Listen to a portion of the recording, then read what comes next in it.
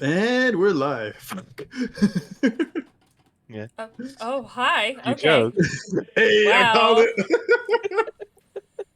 it. Sorry, I was that's admitting a grave and dire eerie. sin. Yeah. He admitted something at the worst possible moment, and Okay, your cam's off. Don't know if you knew oh that, nope, because not I'm not. anymore. I'm not the GM of this Not game. anymore. Unbelievable. What I, happened, Why are man? you roboting? You are literally 10 feet from me. What is happening? And you are Are you closer stealing to all the the internet? router. clearly, my body's magnetic field is stronger than the router that's 3 feet away to my right. Well, get the lead out of your feet, and maybe it'll solve the issue. Out of my ass, you got it wrong. Mm-hmm. And oh, what happened to Kidra's? Your thing shrunk. Okay, that's weird. We'll get there. It would not be a Behold Roleplay stream without, No, this. well, when you decide to turn your camera back on. It's on. No, it's not. No, it is Okay, not. it It turned is itself not. off. I apologize. It was on. I don't know why it went off. There we go. How's this better? That's why I said your camera turned off this whole time. I was like, I'm not the GM. No, I thought you were chastising me for having the little cover thingy over it, not No, and it being shut off, shut off. for whatever reason, the second you turned it on, all of a sudden Kidra's camera became widescreen instead of full screen. So I don't know what the hell sorcery happened there. But all right.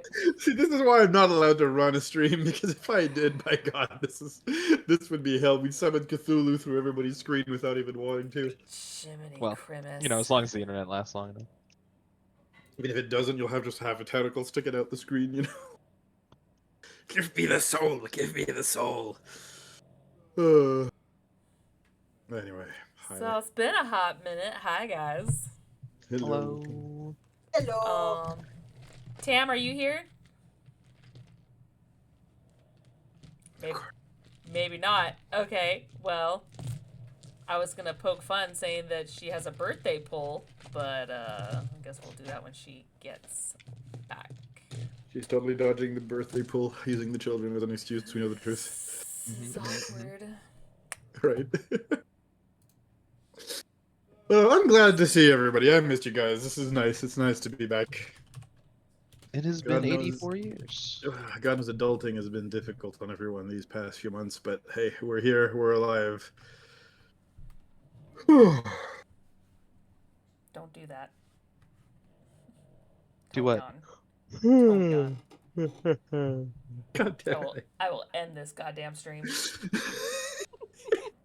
Excuse me. Make me laugh so much I'm choking. Stop it.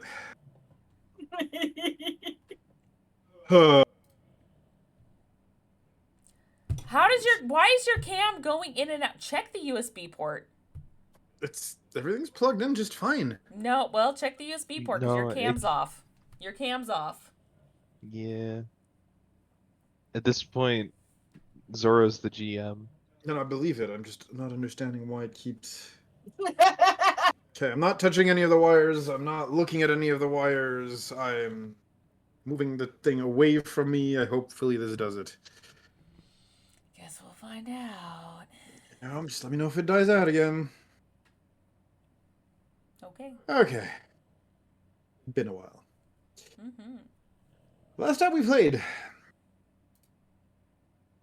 we had a slight misunderstanding that resulted in Ziva acquiring an base that is floating above Nar Shaddaa. Hmm. An oval-shaped base that was not unlike a miniature floating space station, which she has acquired through, I won't say acts of excessive violence, but I think we can say through acts of excessive violence. Which is totally out of character for everybody here present, obviously. We would never use any form of violence to obtain what we want. We never do that here. So, that being said, there were a few things for you guys to investigate. First of all, what you guys were doing here. After the council sort of told you guys to go and hide right now because it's a bit of a Jedi witch hunt going on. Ziva, you had, I believe, also to figure out who was behind the whole space station lockdown blockade thing. And Orta, you had a vision as well with regards to the whole Soul Saber thing. Yeah. So that's more or less where we were at, as you guys had just gotten here and taken control of that little station. I will say one thing. When you guys do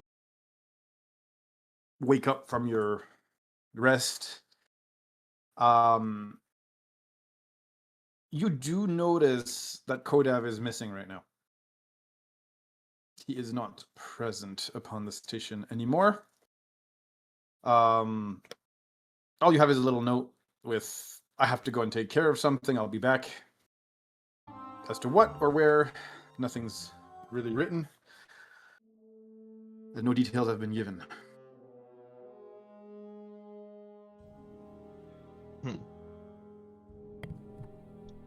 Is that normal for him?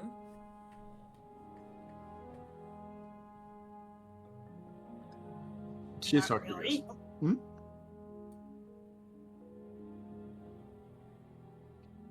Sorry, Kidra, was that? I said, not really.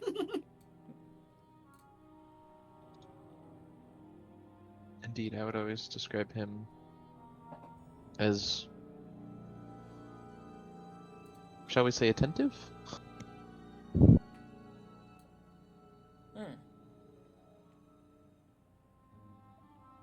So how did he get off the station?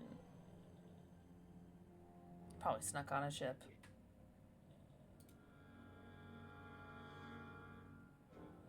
Or Jedi mind tricks?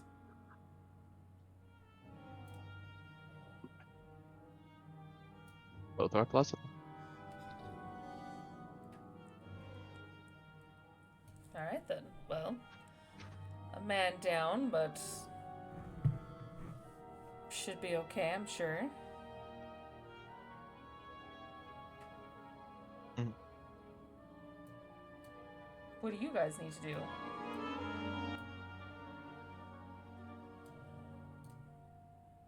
Orta, I haven't been in this game for so goddamn long. I don't remember my character's objective anymore.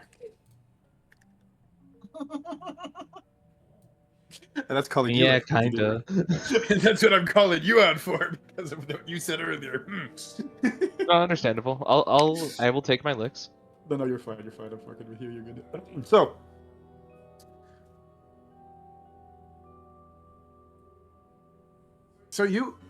I will give you a reminder of the vision that you had, Yes, please. and because you had asked, right, for a vision with answers to your questions. Remember? Mm-hmm. Now, I know I gave you some info back then. I'm gonna add to that vision as you do your morning routine. Right. And you have two names that are stuck on repeat in your head. One of them is Nar Shaddaa. You're in the right place. But there's another one that comes to mind right now. And that one is Dathomir. How spelled? Dathomir. Dathomir.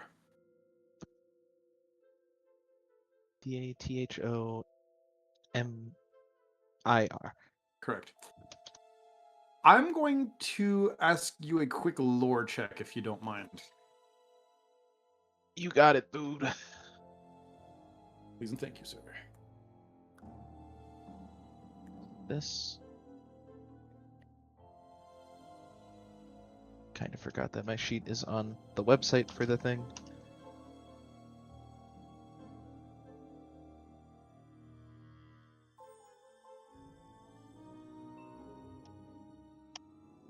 Thought I had all my ducks in a row. Turns out they were in disarray.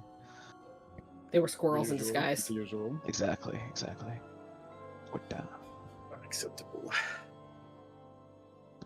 lore? Let me see. Where's my good dice? Well, my favorite dice that only recently started failing me. Speaking of Well, it's not dice, failing me now. Natural 20. see, you had to open your mouth and they had to prove you wrong. Exactly. Gaslighting your dice is the best way to get them to cooperate, huh? Exactly. I prefer Familiar blood to- sacrifices. Yeah, to each their own method. You know, Well- gaslight, death threats. You do Both. remember that you've heard the name Dathomir somewhere before, and one of those places that we've heard that name was actually a long time ago at the Jedi Academy. Hmm.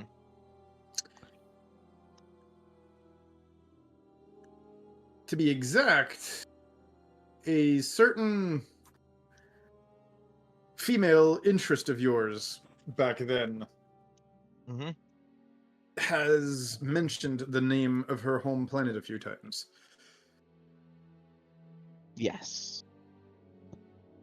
And yes, that is none other than Dathomir.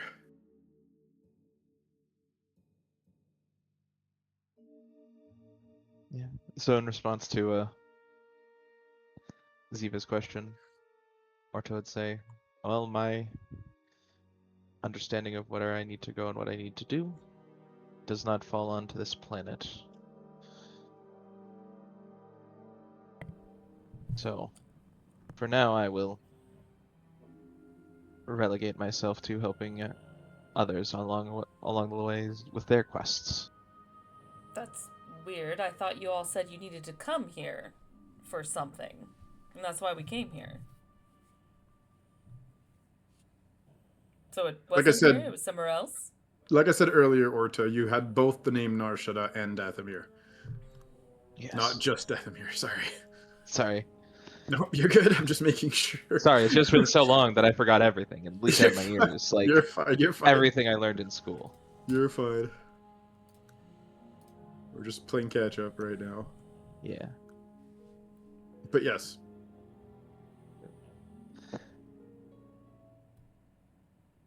Sorry, our brain was being a bit addled. Mhm. We do need to be here on Narshada. There you go. It's just a matter of looking into where we need to go. At this point, I don't have a... Do I have a specific place that I need to, like, head to? Like more That's like- details? Yeah, for, like, Yes. on here. You don't have the exact details just yet. You are, however, you have been told directly, remembering those hollow communications with Garm, that there would be somebody on Narshada that you had to meet that would help you A, hide from the Empire, and B, guide you to your next destination. We Force are... will provide. Yeah. Thank you, Force. Right. We are meeting a contact here that will help us cover our tracks in regards to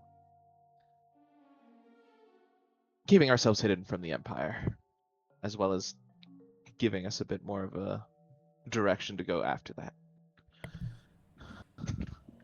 And why are you guys hiding from the Empire?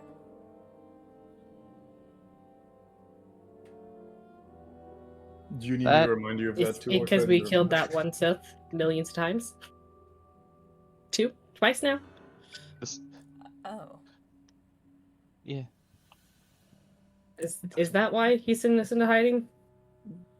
That's one of the reasons. The other reason you guys might not remember, because again, this was almost a year ago.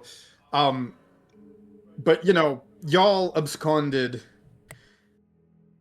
with a soul saber that they really wanted to get their hands on, and you know, blew it up as far as they're concerned.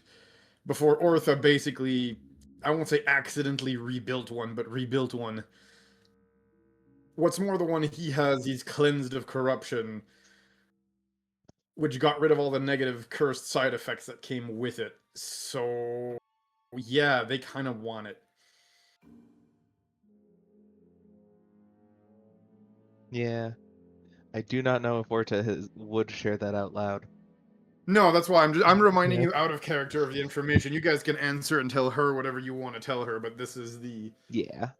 reason you were, because again, Tython got attacked by the Sith fleet, and they're like, no, get the hell out of here. Yeah. Reminder again when you guys tried to go home the last time. Yeah. Yeah, that's why Anli only mentioned the one thing she knew about. Yep, no, I'm just giving you guys the out of character stuff. You can role play and tell, Ziva what you want to tell Ziva, but this is just the out of character synopsis for those who are just joining us or haven't been, part of this in a while, or simply just don't remember because it's been a while since we played this. Yeah. The Yes. squirrels are in disarray.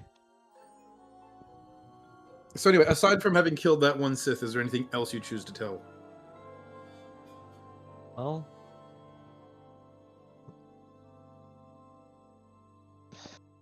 I believe we also ruined the dealings in regards to the Empire laying claim to. Oh gosh, where was Nixie from again? Oh, man. Typhera. Yeah, we ruined their dealings with Typhera and led a revolution and may have sent. Never mind. That's about it for that. All When he- right.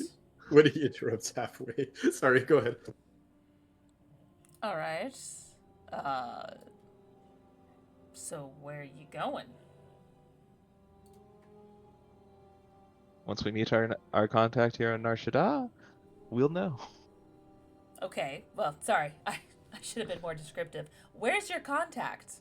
Where are we meeting them? Do you know how many cantinas are on this planet alone? Orta, you were not given more details. Of course you haven't. We wish that we had that information. We were kind of sent here to throw spaghetti at a wall. And hope we find the right person. At least Oh. So the perspective I hold is that. So we're sitting here waiting to get like a message from the Force? Could be. It works in Oh, mysterious ways after all. That's stupid. Okay. It also Well- might be with Kodav. All right. Well, this is why this entire group confuses me. But all right. TLDR, it's the GM's fault. Blame the GM. All right. Well, I am going to decorate my new room. You call me when you get a call from ghosts. Well, I'm just gonna walk away. alright, let you know.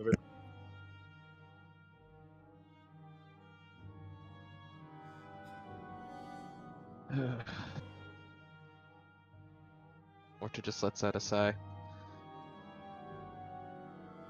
I don't know when I started being the one who has to talk so much. I don't know when we started having to be the ones to talk so much. And yet you have no value. Since we led a revolution and saved our planet. That we did. Does that make us rebels? Yes? We like this. It's exciting. Rebels with a cause. I hate this. Oh gosh. Well, I guess we will begin reaching out to ghosts. Yeah, no, the room's silent. There's no ghosts that answer you. But if you want to start meditating through the Force, maybe we'll also get you'll get some form of a vision or connection. It's the plan, Stan. All right, so you start meditating. While he is doing that, let's hear from the rest of the squad. What are you all up to? Well, aside from the room decorating, which we can go over in excruciating details in a minute. Nibble's gonna try to curb the headache he possibly still has. So it's not so much of a headache right now anymore, as much as it's what I would describe as this like, I don't want to say dull. Headache. It's not really a pain. It's you know when you know you're about to get a headache, but you don't quite have the headache yet. Okay. You know when your head's ringing a little bit and you just kind of you're on the edge of a migraine or a headache and you're like, oh yeah, that's about to happen, but it hasn't quite happened just yet. It feels more like that, if that tells you anything.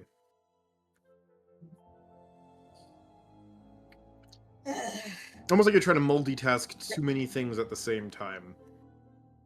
Mhm. He's gonna grab a coffee and go lay down. You grab a coffee and you go to lay down, and as you're laying down, let me roll to see actually what happens here. Cool. You see a room around you as you lay down, and you don't really recognize the room.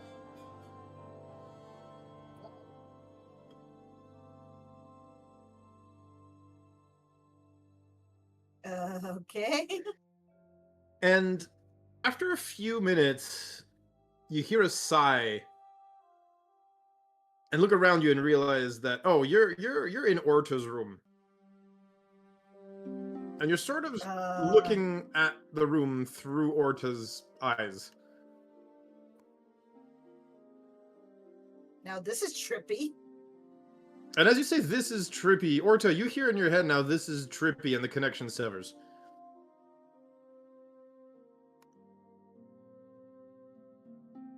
But Orta, for a minute there, you heard Mibble's voice in your head. And not in the whole telepathy kind of thing, like you heard their voice in your head.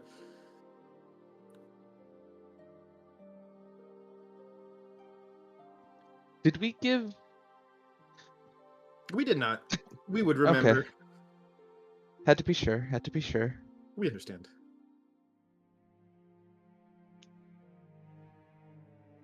Oh. That will be something to deal with in a little bit. We understand.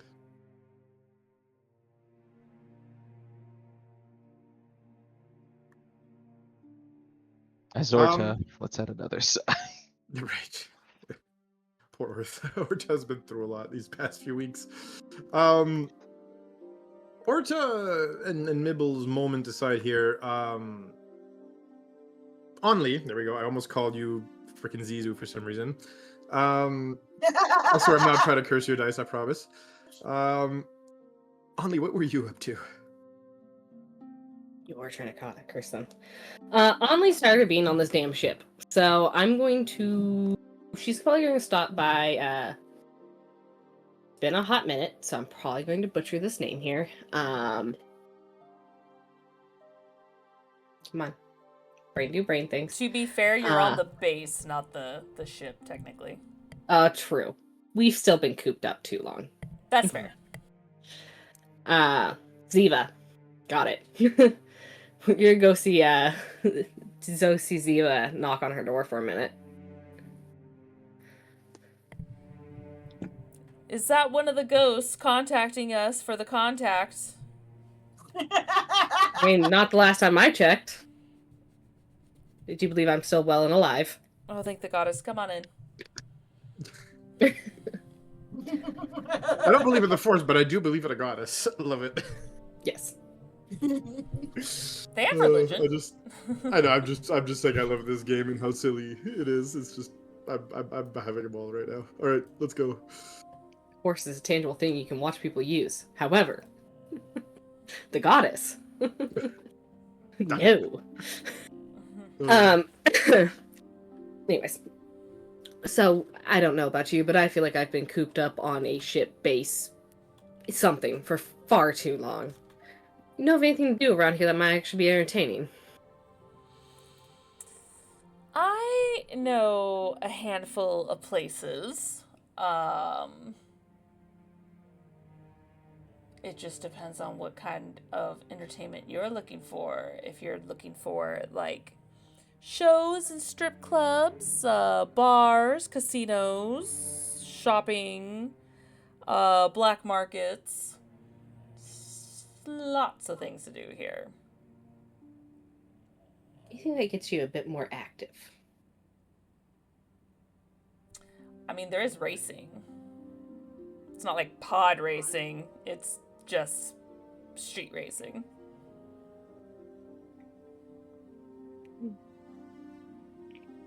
Or casinos. Still sounds boring. Still sounds boring. You sit behind the pod. Oh, But we can go actually, you watch, know I what? guess. Actually, now that I think about it, there is something you might be interested in. However, they're kind of iffy. There are battle pits where people bet in fights. However, half the time they're slaves, half the time they're free people just wanting to make extra money. So, depending on how comfortable you feel about that, there's also always fighting. Now that sounds more entertaining. While I don't particularly enjoy the idea of fighting slaves, it is what it is. I can't change things like that. I'm not trying to save the world here. Well, as long as there's no hut present for the event, I think you're all right. And to be completely honest, if there's a hut present, I personally would like to not be around. But, yeah, there's plenty of them around here. So if you want to go for a ride, I do know where to go. Absolutely. Do you want to join me? Maybe make some money. Sure, you can make a few credits. Actually, yes. Now that I kind of have a space, it's empty. I need to buy furniture. It does feel a little open in here. Well, to be fair, it is only 12 hours old, so. Yeah. There's no judgment there. Just agreement.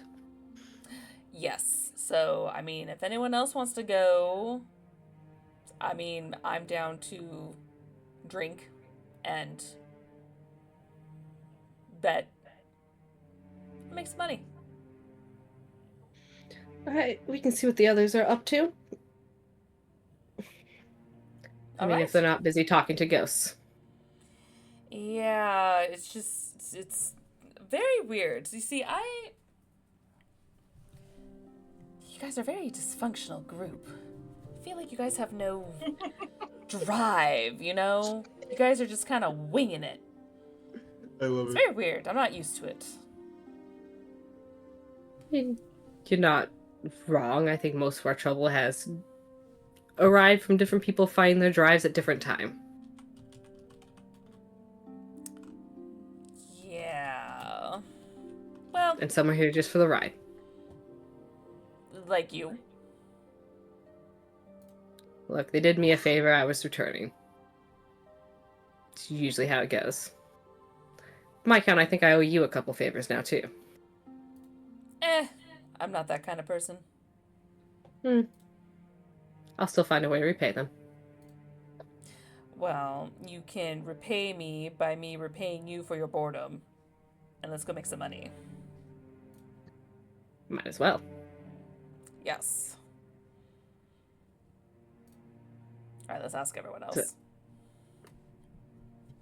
Okay. You guys walk up to everyone else and ask everyone else. Yes. Hello, everyone else. We would As like to one go of- on. I love you guys. As one part of everyone else, we are too busy trying to talk to ghosts, you see. Your loss. So, Well- in your meditative state right now, by the way, Orta, you get a weird feeling that, you know what? Maybe this idea of trying your hand at games of chance is not necessarily such a bad one. Feels like a corrupting influence. No, funny enough, it sounds like the Force, which is weird. Go. Play blackjack. Pretty much. Go play Sabak. Yeah, why not? As it turns out, the ghosts have said to play blackjack. You're thinking. I don't know what that Have game they? is, You're but thinking of Pazaka Sabak, but yes. Sorry, Hazaka-sama. I don't know what this blackjack is that you speak of. But sure. Actually, legendary bounty hunter. That's my bad. He does correct himself and calls it, Pazaka Sabak. I know. She latched onto it though. Oh, good. Never mind. It's canon now. Got it. Mm-hmm. Mm-hmm. But yes, sorry, go ahead. Well, if you'd like to tag along, we're heading out. Unless, your Force ghosts have something else to tell you. Do it. No. Go. Mibble does remember Do being it. taught. Mibble has remembered that he taught Nixie how to play cards. Correct. No, the Force told me to gamble, and it was pretty concise. Interesting. And funny enough, for once, you hear in your voice, you hear Nixie saying, "I'd like to join." Sorry, we would like to join. Only is still not acknowledging that. Both hear it. All right. Well, let's go to the fighting arena then. Yeah, let's pick up Mibble, I think. Well, I don't think he likes it if we physically pick them up, but all right. I can Yeah. walk. All right. Let's go to the fighting arena then. Off we go. Let's. Down the yellow brick road. Sorry. We wonder, what is a little yellow brick road? Well, realistically, it's probably a road made of bricks that are little and yellow. She kind of retrieves the memory out of your mind. It seems unpleasant, not to mention impractical to walk on. And you see the image, of the spiky, insectoid legs just kind of getting caught between the bricks and tipping over.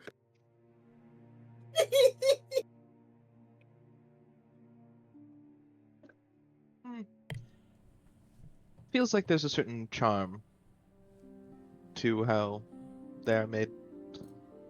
A little bit of whimsy to such a path.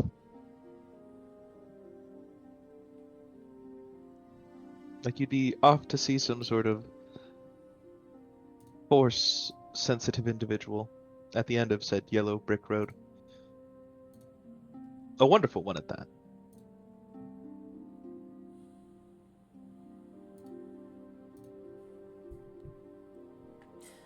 Well, I do have a question for anyone who's interested in participating in these fights. Do you want to go super bloodthirsty, shady pit, or something that's not as shady, but more public, if you will?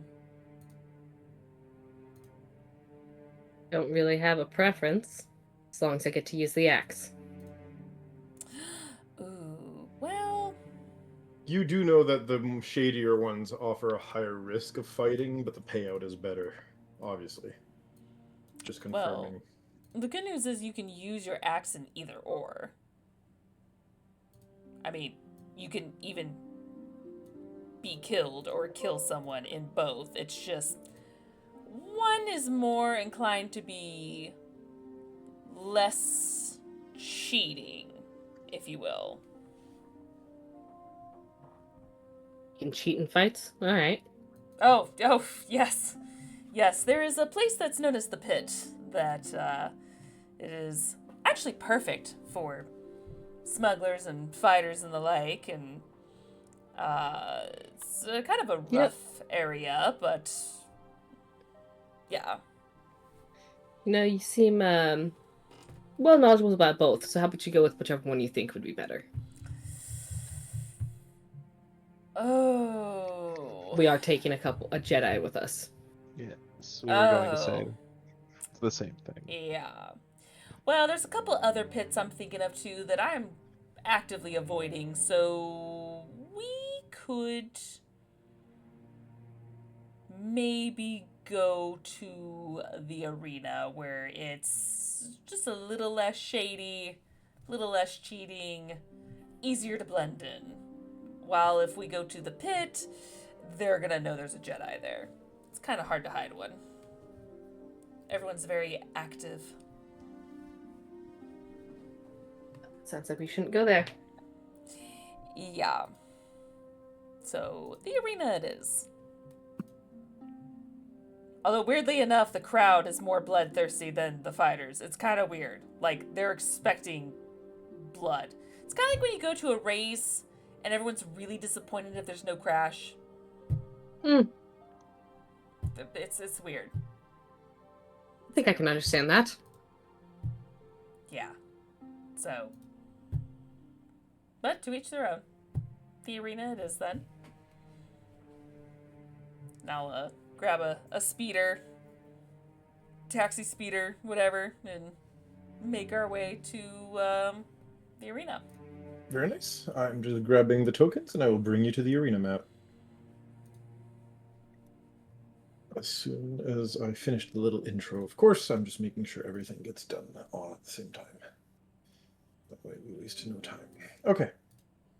So, yeah, the taxi ride probably takes you guys about half an hour, 40 minutes to get there. It's fairly far away. The good news though is it's definitely in the upper levels of the of Nar Shaddaa. Like you said, it's not too shady, it's not too far down. It's the kind of place where, you know, the arena itself takes a very high percentage, but also where if you lose, well, they have on-site, you know, trauma, and there's a good chance that they'll be able to keep you alive unless you've been absolutely obliterated. You still have to sign a liability waiver, obviously, but it's definitely more of a corporate feeling that you would get from this type of arena than one where you would get a, like she said, than one where you would get a very seedy black market, you know, your kidneys are going to be sold if you lose the fight type vibe. So fun in that, just kidding. You're welcomed here by a human dressed up in a uniform that represents the branding and colors of the English today, Jesus, I swear. The branding of the arena itself. And when you guys arrive, he says, well, welcome to the arena. Are you here to spectate, participate, invest? How may I help you? For the record, I have like a hoodie on. Or Yep. a hood up. Good to know. And I look to On Lee and I'm like, do you want to be involved? Of course. Boring to just watch.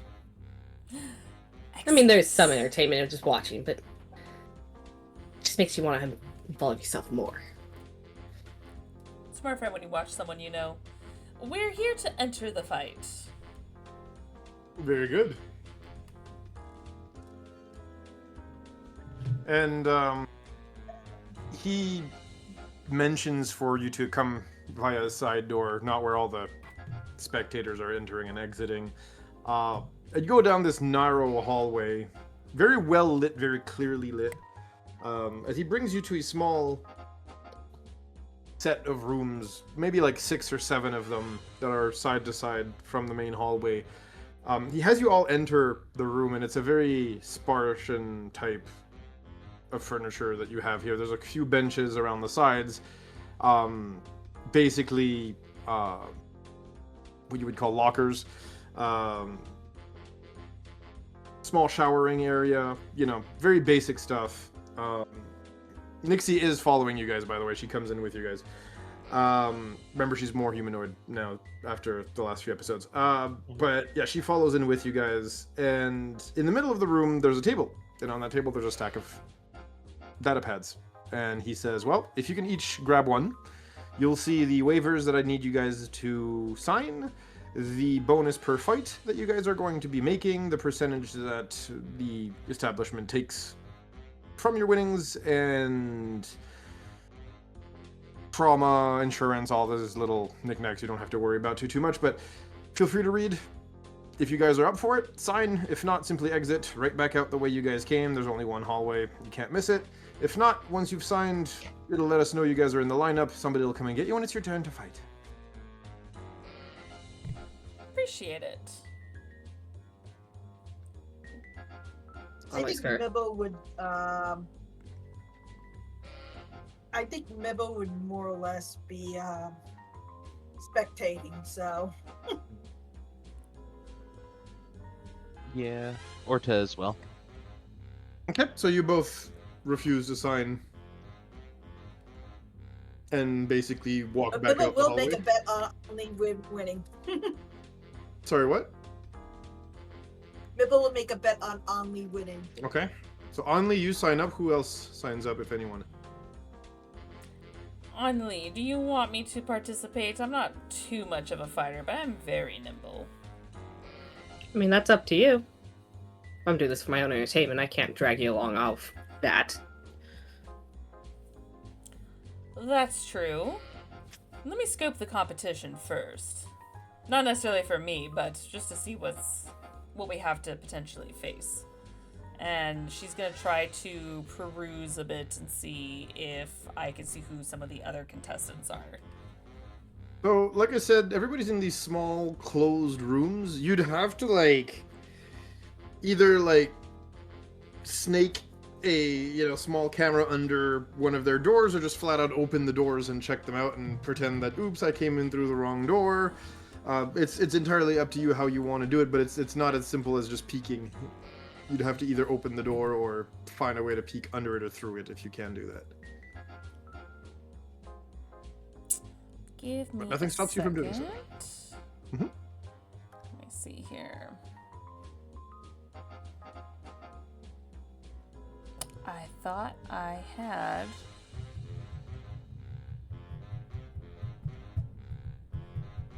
I don't know if I have a camera or something. Let me see here.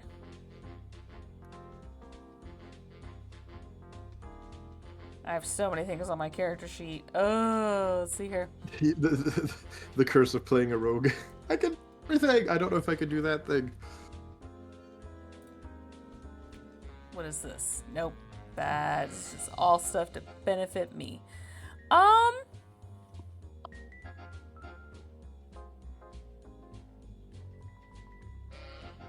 Sorry, I'm just trying to see what I got. I guess, Yeah, take your time. I kind of sprung this on you, right? So. yeah, well, I thought we were all in, a general room. I didn't know we were, in our own separate room. You know,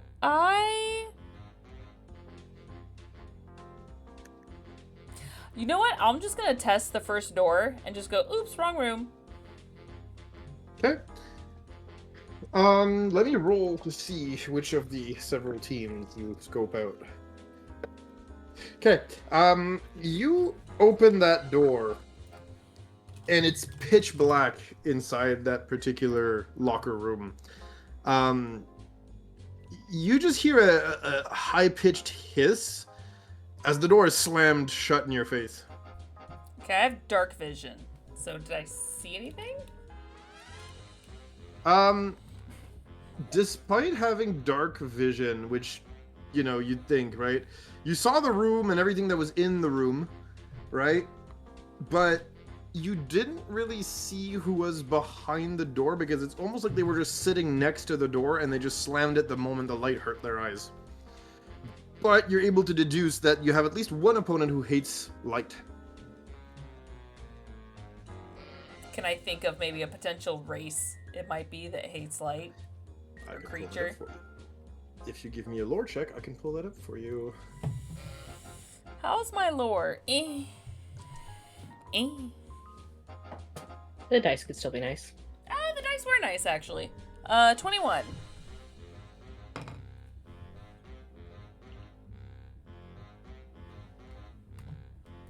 Let me get that for you.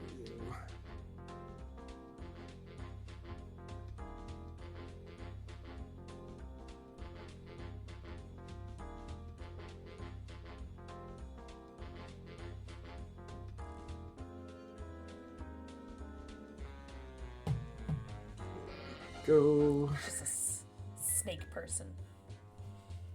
Or a No, vampire. I have there's 3 different potential races that come to your mind here. It could be a Shistavanen, which is a wolf-like species that pretty much works only at night. They're known to be good scouts and mercs, but they usually function in packs. Here, you just heard a single angry animalistic sound. Could be a lone Then you got wolf. could be. Again, you didn't really get to see that as the door was slammed in your face, remember? Yeah. But it could be one of them. Okay. It could be a Bravasian, which they are also light-hating people who basically come from this scorching sunless world, where the planet itself basically is young and volcanic and maintaining its own heat, but they don't have enough sunlight, so they kind of develop to function on very low light environments. And then the other species you can think of are Goraxes, which they're known to be hunters from the moon of Endor. They're basically giant, super tall creatures, and of course, considering the size of the locker room, this one you eliminate immediately from your list of suspects. Alright. She will, now that I know that the doors are unlocked, she's gonna go invisible and just slowly open up the door, like almost like the wind just kind of pushed it, like it wasn't locked all the way. And just a slow, instead of just opens wide, just slow. And just Sure. I love it. Okay. Well, you open the first door. Give me a stealth roll. I'm invisible. Well, it's more with regards to the door and how quietly you open the door type of deal. Do they notice it right away, or do you actually get like a few seconds to check things out, or maybe even ask me questions before they shut the door? Well, yes, but when I'm sneaking in stealth mode, I have advantage. Yes, of course. Thank God for advantage, because I rolled a nat 1 otherwise. Yes, So 24. Okay, acceptable.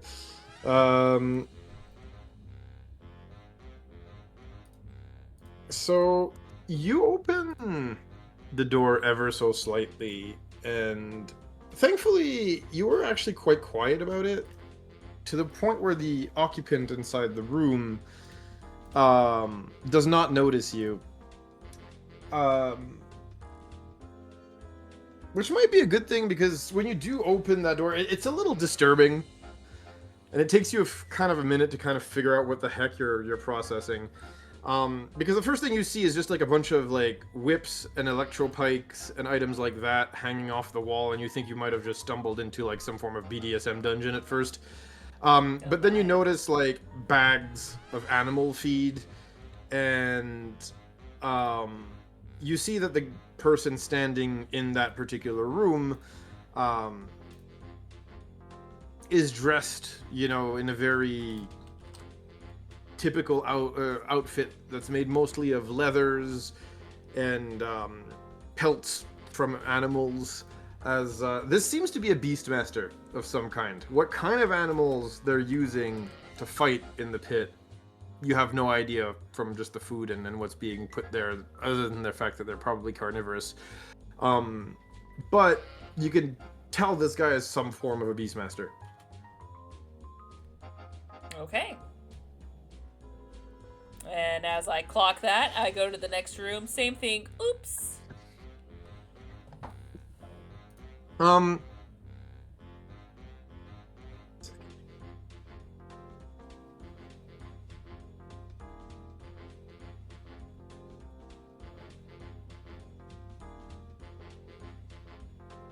I'm looking at see all the troublemakers here. Yeah, I'm just rolling to see like which one is the next one.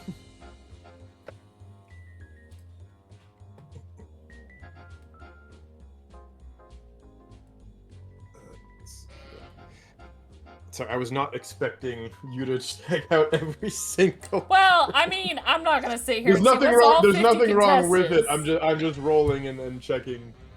But I am probably gonna check out one or two more after this, and then I'll No, that's fine. There's only one or two more after this anyway. Remember, I Okay. said there's 6 or 7 rooms. Oh, good. No, you're fine. I was just again, I have them all prepped and everything. I'm just figuring which order you figure them out in. There we go.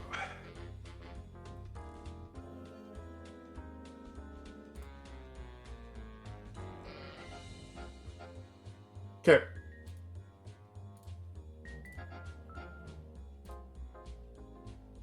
You walk up to the next door, and as you go to open it, it gets open wide right in front of you. She and- faces. Looking right at you, or should I say right through you, there's a Togruta. Oh. Somebody of the same species as Only here. And they sort of kind of look, like I said, right through you. You hear a deep rumble in their throat as they're kind of like, I could have sworn. Maybe. And he slowly moves a hand forward a little bit. She's and slowly moving stops. out of the way. No. And oh, do you move out of the way? I mean, she doesn't want to get touched, so it's like she's slowly like sidestepping to let him reach. Okay, I was gonna say he stops a few inches short of you. Oh, If you do preemptively move, though, I'm gonna need a stealth roll because this guy's got tremor sense.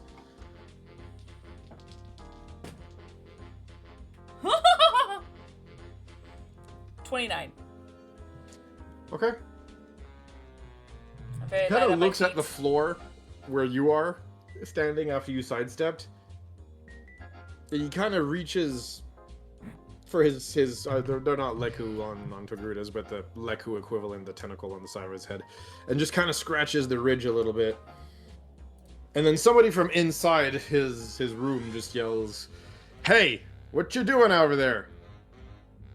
Oh, I could have sworn I felt someone by the door. Sorry, must be the drinks getting to me. He goes back into the room and slams it behind him. Oh, now that one's interesting. All right, let's take a peek-see at one more. Okay. You open that door. And the moment you do, all hell breaks loose. And what I mean by that is you open that door, you hear a kaboom as a smoke grenade goes off. Probably somebody paranoid in that room jury-rigged the door with a smoke grenade. And a couple of blaster bolts just whiz past your head and hit the metal wall right behind you, leaving scorch marks. And she knows not to panic, as she will once again sidestep out of the way in case they come out of the room. And nobody comes out of the room, but a couple more blaster bolts are fired into the wall, followed by the clinking sound of a grenade.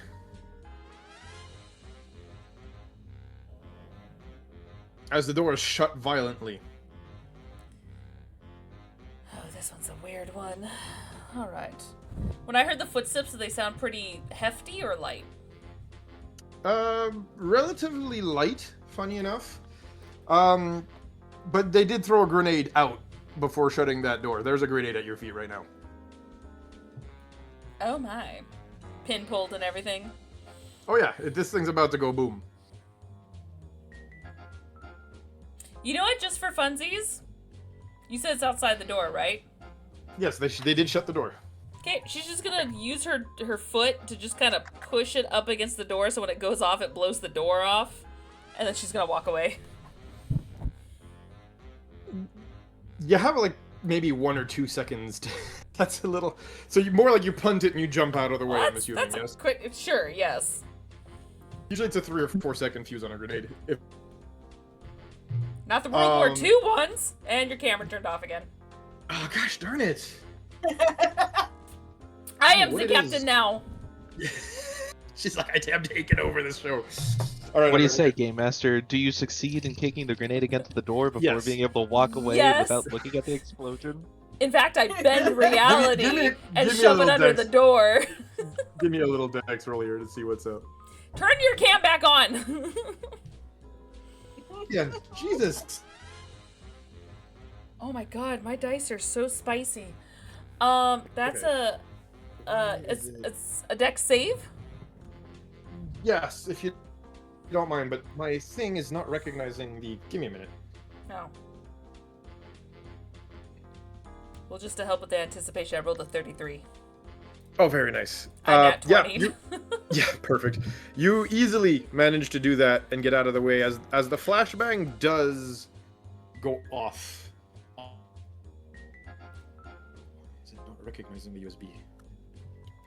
Okay, we're good. Not touching anything. Okay.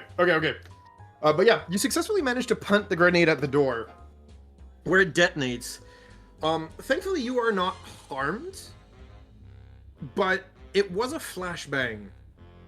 And as it detonates, the door swings open again.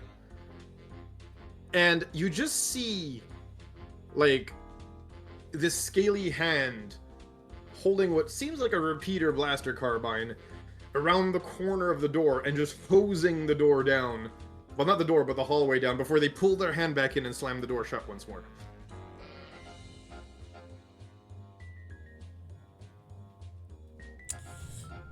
But With- clearly paranoid tendencies to whoever's Yeah. in that room. With the hand, did it look kind of like a Trandoshans? Maybe? Yeah, now what? Give me a lore check to see what your character can remember, because you've run into Trandoshans and other lizard-like species before. 13? It's hard to tell. There was a flashbang that just went off. Your vision was a little blurry, maybe from the flashbang itself. Thankfully, you did manage to, not get hit by any of the random shots fired down the hallway, but, yeah, no, a little hard to tell, considering the situation. Definitely reptilian, but what species exactly, match the hand to the species is not a successful game you play right now. She's like, Game you play successfully. I don't know if I saw 3 fingers or 4, but you know what? Paranoid lizard. Alright. She's going to make her way back to the room. And as soon as she closes the door, she'll become visible again. And she's like, oh, well, I have good news and bad news. Oh. For competition, at least. The good news is nothing big. As far as, like, giant type competitors. However, there is a paranoid trigger and grenade happy lizard. Don't know what. I was avoid being shot. Could be Trandoshan. Not sure. We have a Togruta.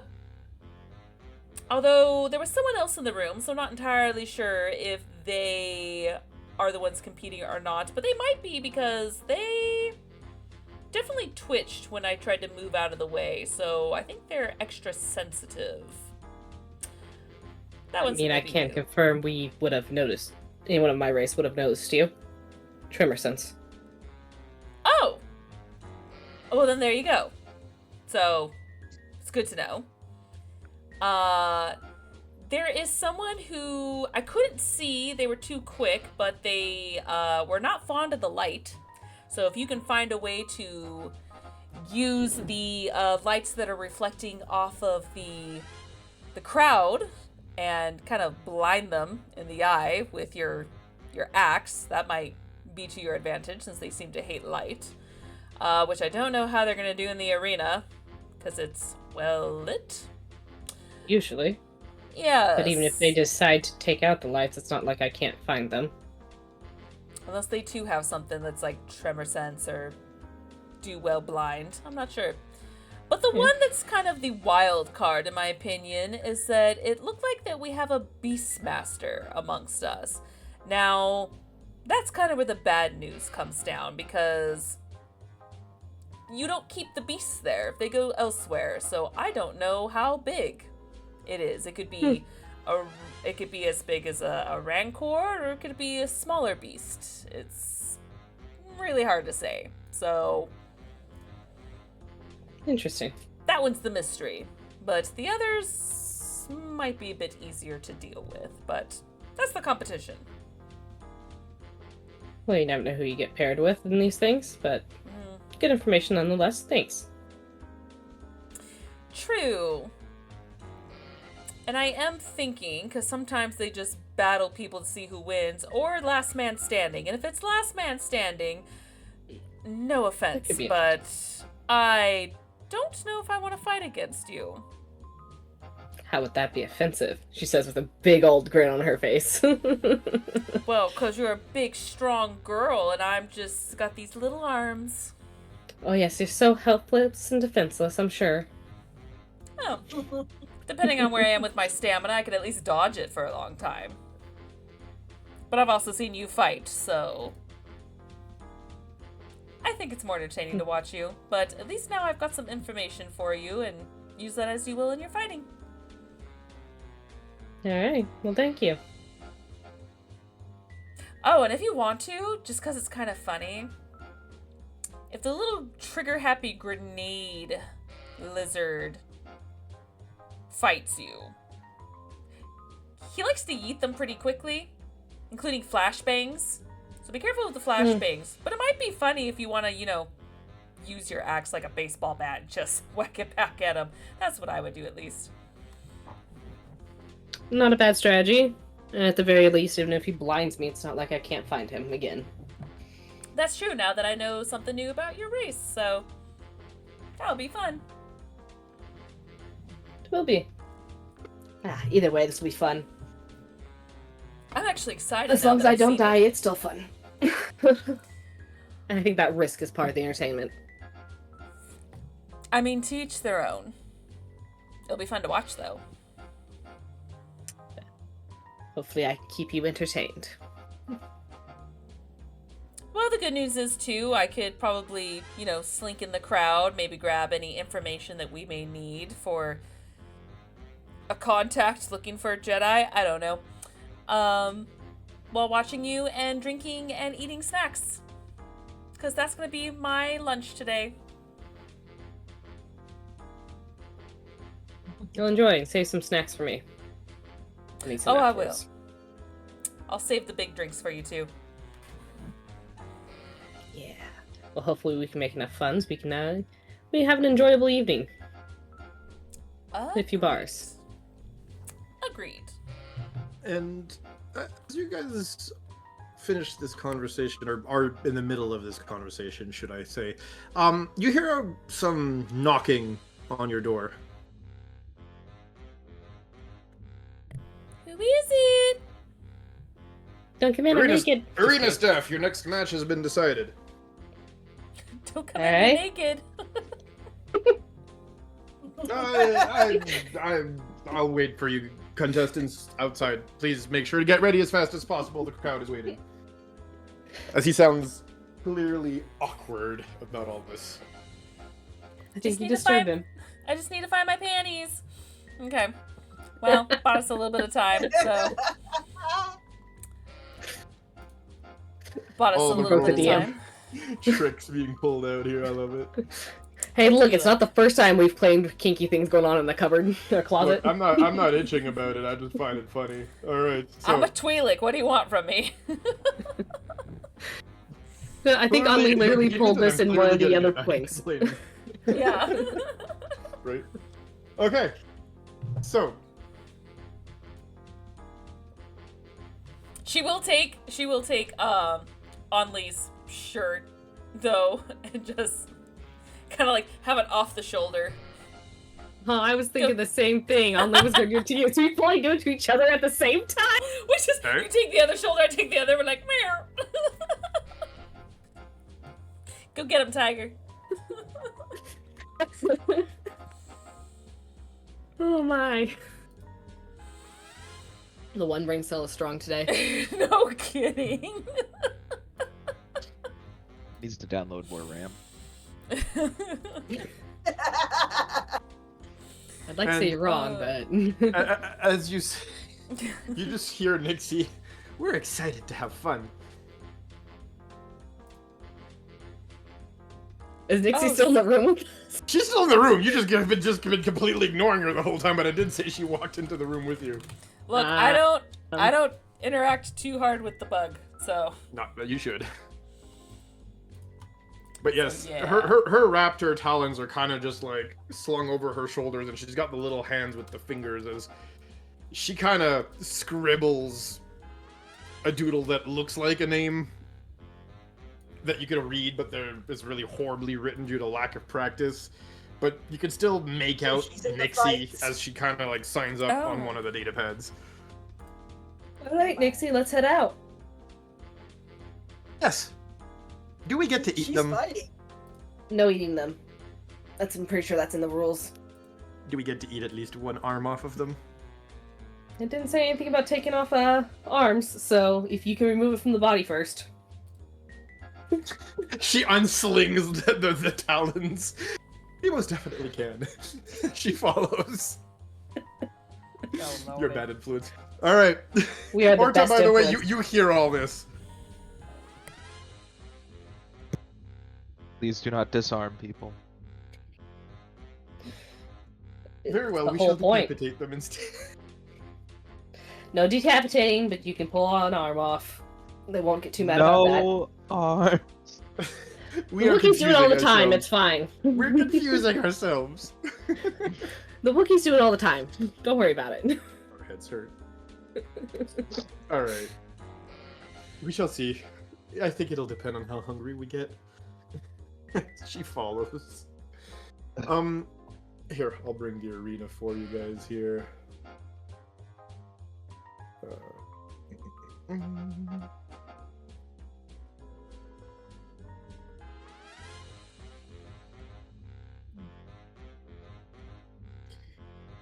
Are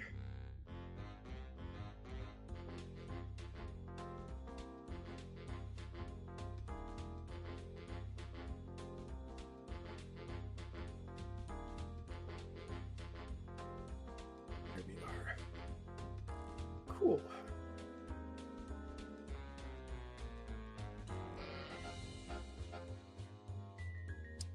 And you guys are in the stands because you decided not to fight.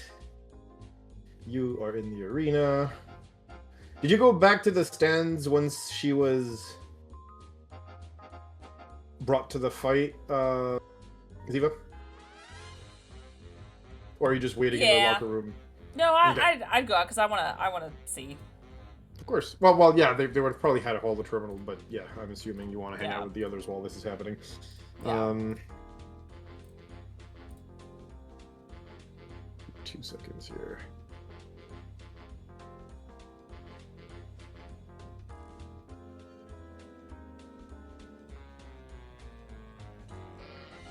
Okay. So, Are we supposed to be on the map? I just finished putting everything on the map. It should Oh. be transferring you guys right about now.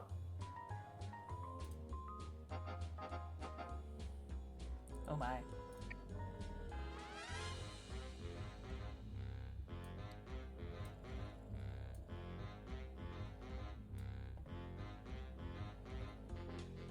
Oh, Kodav technically wouldn't be there.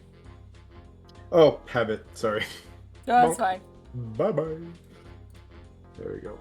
Sorry, Kodav. Sorry, Kodav. We miss you, No bro. fun for you. Maybe next time. He's going through his medical supplies. Yeah, I thought for a sec you were gonna say something completely different. I don't even know why my brain went there. No, I Um, think my brain went weird too. You did too, eh? It was Yeah. just me. Like I said, the one brain cell is strong today. Yeah, we are all connected. Let us have fun. That we are. Right? Okay, so We enjoy our jokes. right. Indeed, we So- do. We walk in to the arena, and the noise at first is deafening, of course. Funny enough, though, you don't really get to see much details about the crowd. Because if anything, yes, there's a few spotlights and whatnot to kind of delimit the edges of the arena, but the crowds themselves don't have spotlights blasting onto them. And when you enter, you hear a slow sound as the big door on the other side of the arena where your opponents are going to come out, slowly raises itself open. And you see slowly coming out of the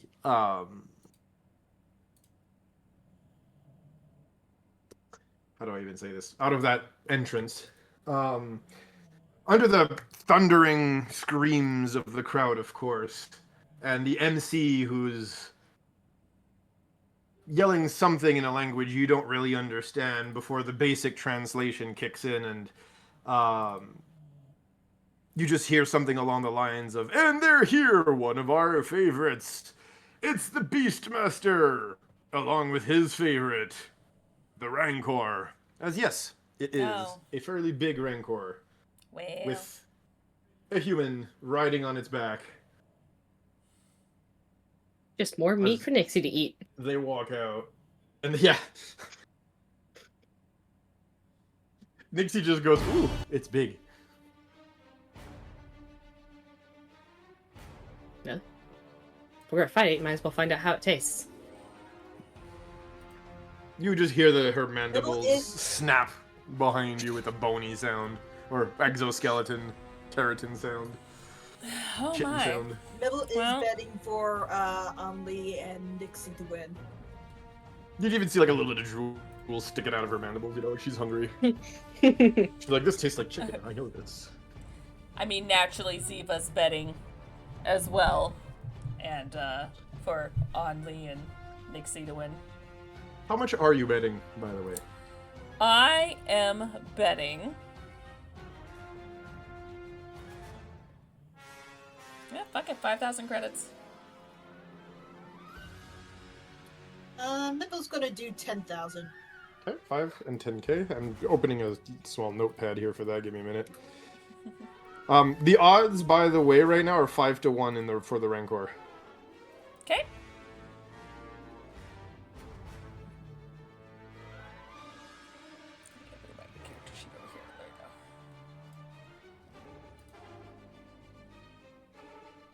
Or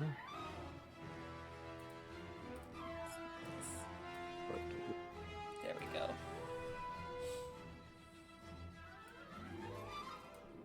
Ziva, you said 5K.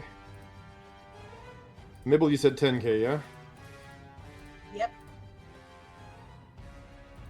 All right. Does anyone else want to do anything before we hit that initiative? You know, I would claim that I gave her money to bet on my behalf, but I have no money. Oh. I spent it all. To be fair, You may after this. Ziva was willing to help split with you, so but you'll find out later.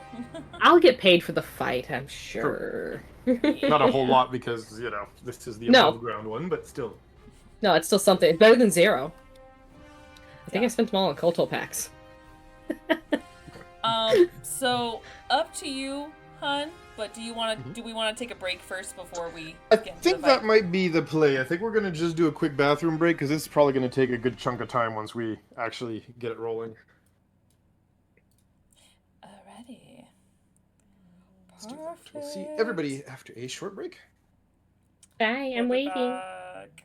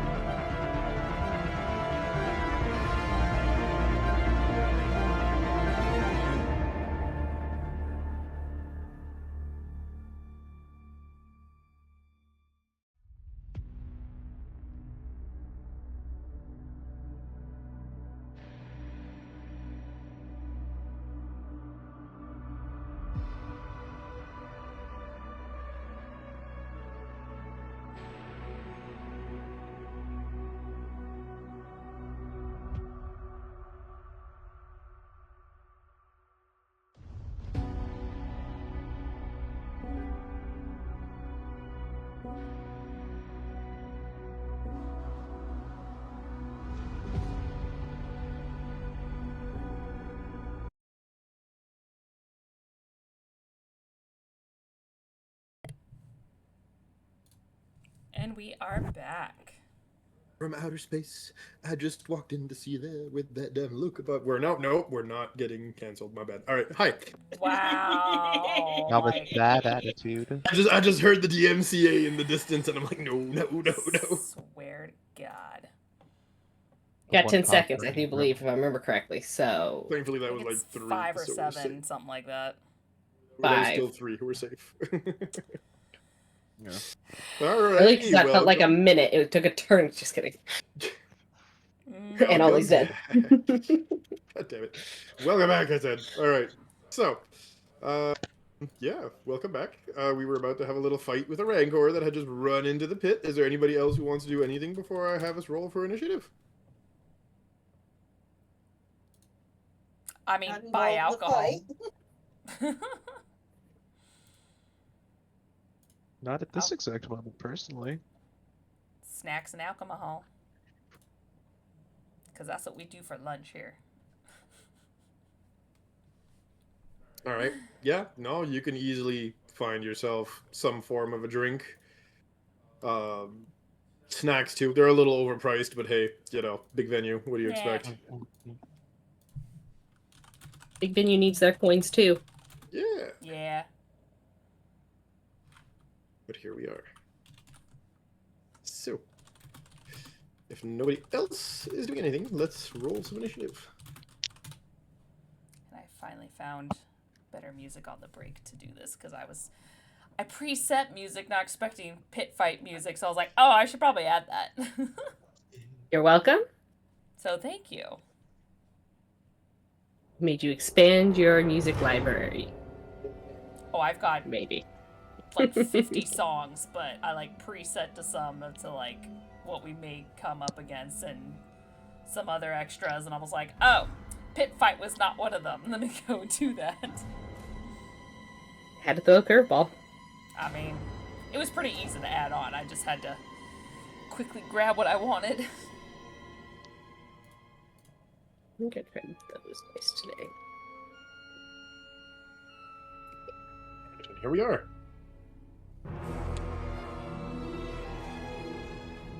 Good.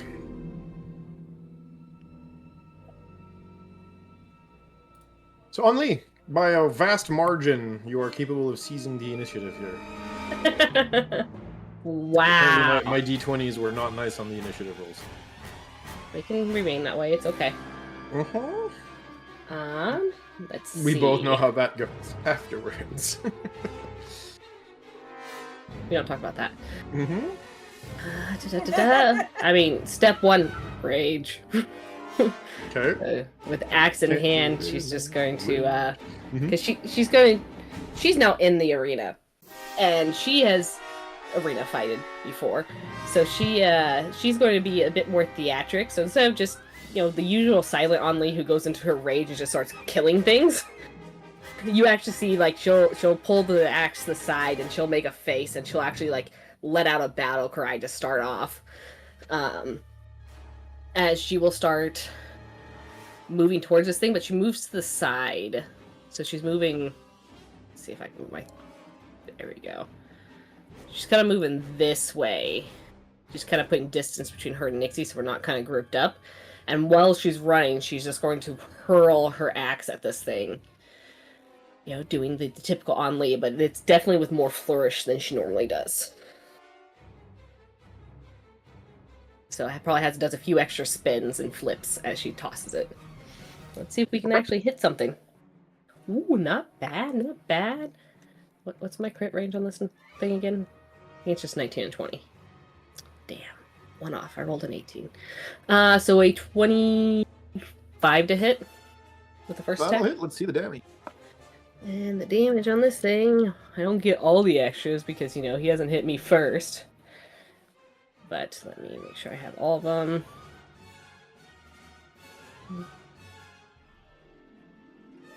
Right, it got some extra damage.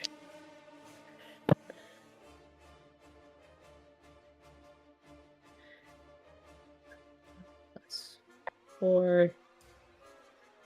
Hang on. 18? 18's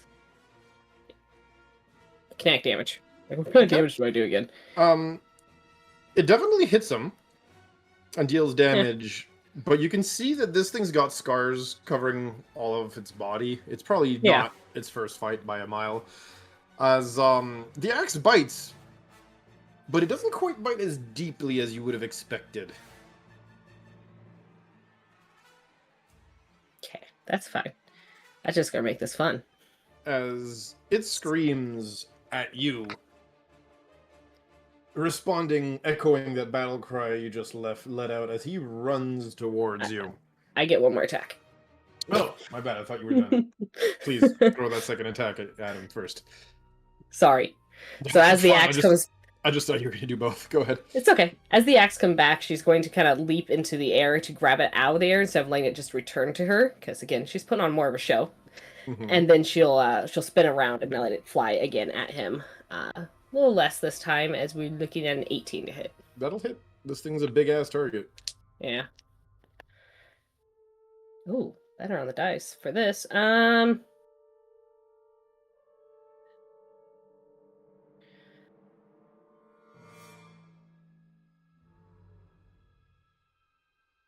That's going to be 20 points of kinetic damage.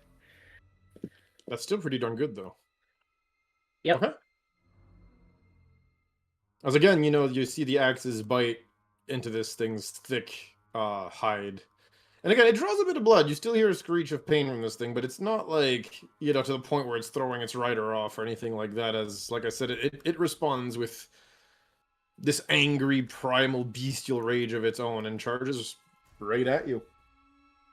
That's fine. Give me a dex saving throw, please. Okay. It's not terrible. Maybe it is. 15.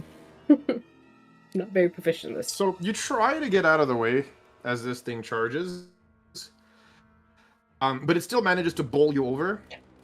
Mm-hmm. As you do end up prone. That's from fine. that. It does run through you and sort of turns around right after kind of running through your position.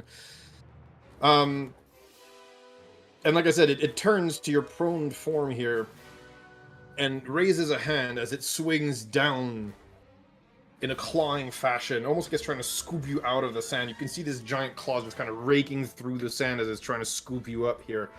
I need another dex saving throw, please. This dice. Much better. 19. Okay. Yeah. So you will be taking. Check just to make sure I roll the right number of dice here. Get over here. Oh, it's 2.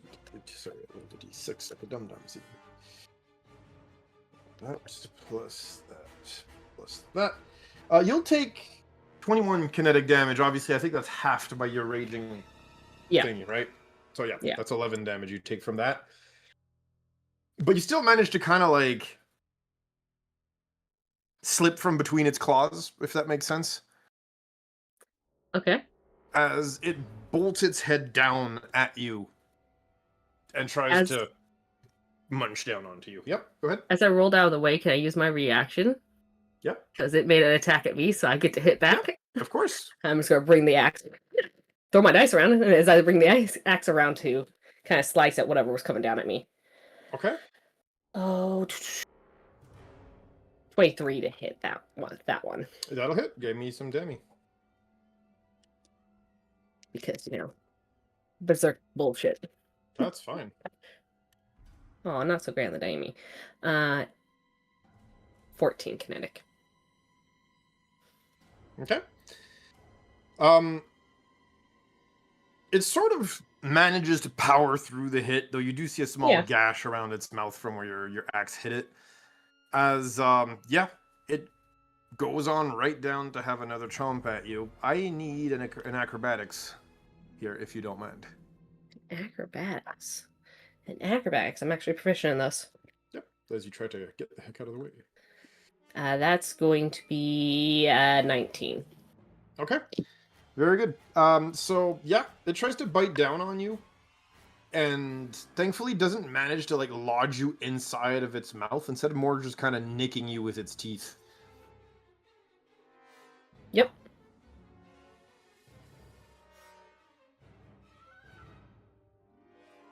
As yeah, you're going to be taking another 10 points of damage after mitigation and everything. I already mathed it out for you. Okay. Thanks Cool. for specifying. Yep, just trying to make it easy for you. You know I don't mind doing the math. I know. You would. Okay. I also like doing the math. That's why we all like the click-clack math rocks. I mean, except for Zora, obviously. Zora just likes them because they're shiny. They're pretty. See, this is how I get myself a one-way trip to the couch, ladies and gentlemen. Okay. Bad jokes aside.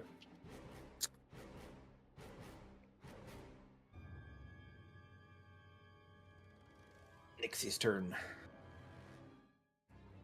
Let's see here. I need to roll to see what it does. Nat 1 times. So she runs up to this thing, more towards the back of it, and you can see the two scything talons or raptor talons just stick out as she does this sort of swiping movements behind this thing's leg. And it rolled a nat 1 on the save, as she just cuts deeply into the back of its leg, and it starts to kind of hobble a little bit on that one leg, as it will effectively get the equivalent of difficult terrain for about 3 turns, halving its movement speed. That is now as it is now moving with a limp.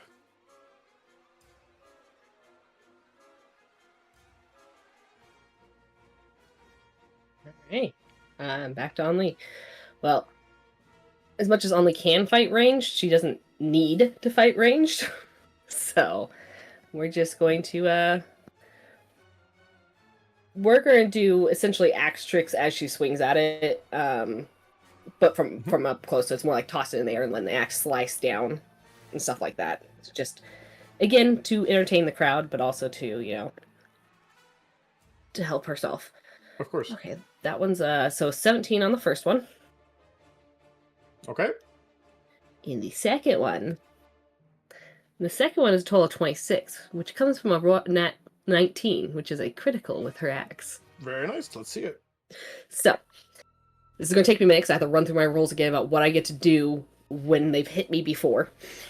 If I remember correctly, so the first roll that was not the crit is going to be...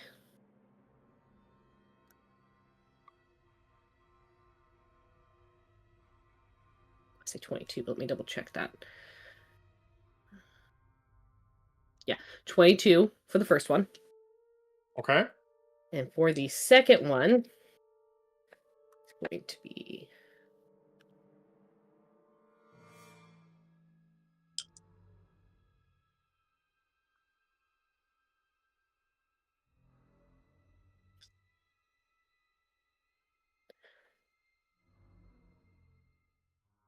a total of 49 kinetic damage. Okay. So this time, the 2 strikes that you deliver to this thing are close, or actually right on one of your previous cuts you've made on its shoulder next to its neck. And your axe bites a lot deeper into the already damaged and bloodied skin of this thing, as it lets out a scream, definitely more in pain this time around. Mm-hmm. And, oh, she is going to stand up off the ground. Obviously, Okay. I forgot to mention that. That was my bad. Okay, that's fine. It's kind of hard to throw the spear from laying on the ground. Hack with it, sure, but throw? But that's difficult. But yeah, so, yeah, she's going to stand up and she's just going to stay there. You gotta have a bonus action for anything. So yeah, we're good. Okay. So you get up while this thing is kind of roaring in pain, like lashing up from the injury. and you see its rider kind of hanging on to the saddle, just sort of like leaning as he holds on to the saddle, right? As he takes what you could only assume is some form of a healing salve or a med pack or something and just applies it directly to that wound. As it definitely starts to bubble and fizzle, probably closing at least part of the injury.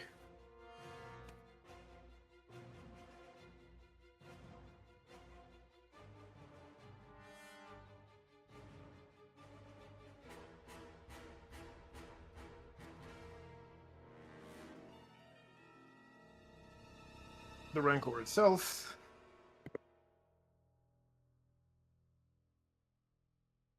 $25 hits. Oh yeah. Barely. Bit- Just kidding. Right, and a basic 20. Oh yeah. Okay. The health the armor class is 16. Okay, so hey, you know what? The third one was a 15. That one missed. But yeah, its first two claws again come down at you, trying to bite into you here.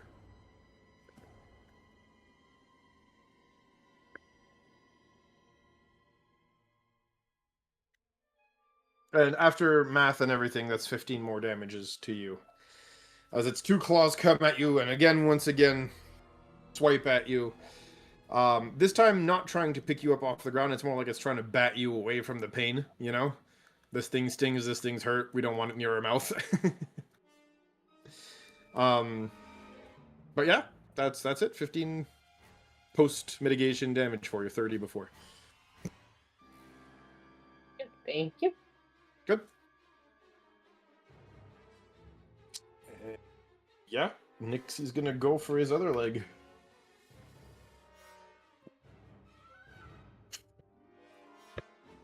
He rolls a net 3 for this one. Yay! Come on, dice. It's not a high DC. Yeah, both of its tendons are cut in the back of its legs as this thing kind of falls forward prone. It's still dangerous, don't get me wrong, but not only do you have access to the Rancor, you also now have access to the Rider if you choose to attack it instead. Depends on whether you just want to take this thing apart or if you want to just win the fight quickly. It's entirely up to you. But there you go. That is a hard choice. It's more entertaining to take the thing apart. It's yours to make. That's the fun bit.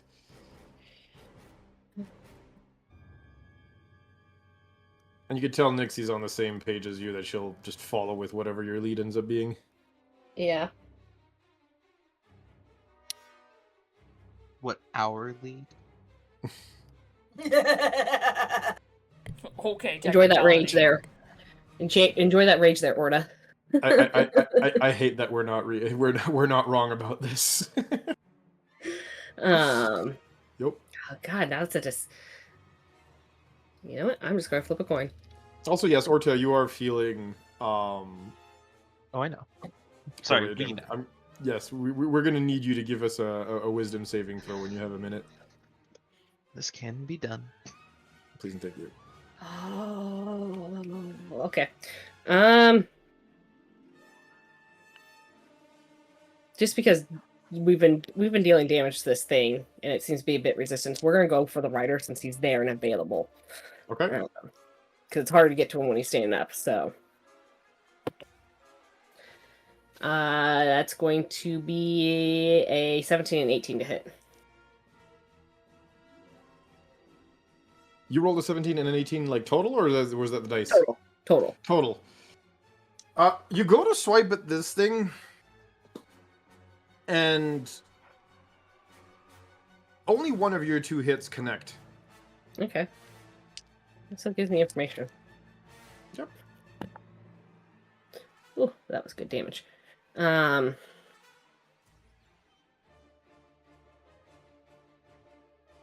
which way I have to do this.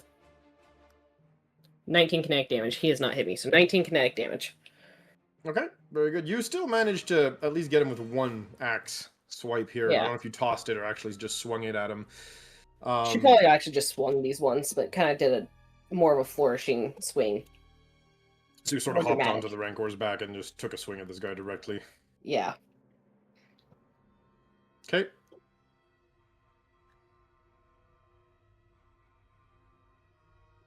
Yeah, that was both of her swings. So yeah, that's it's her turn. I don't think I've got bonus action on this character yet. Okay. Very Unless- good. Mhm. Yeah, What's she's up? not gonna put healing. She's not gonna put healing on her yet. That takes away the fun. Takes away the entertainment for the crowd. Understandable. Um. Yeah. Okay. The guy on the Rancor, you can see he's a little kind of panicked as he looks at the Rancor, pulls out what you could only assume is like an electric prod of some kind, and zaps this thing and screams a command in its ear as it'll kind of thrash about and try to grab you one more time. I need another one of those acrobatics check, please. We'll try this die.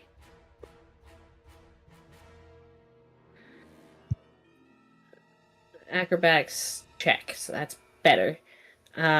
16 this time. Okay. It actually manages to yoink you this time around. Yeah. Its claws wrapping around your legs as it kind of whips you around. You feel the centrifugal force, right?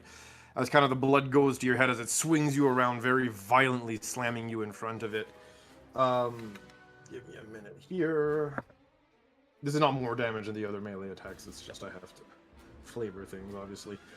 That is going to be another 10, as it rolled in a 19 total. And then from that position, right, you can see its drooling, dripping maw just come down on your character as it bites down on you.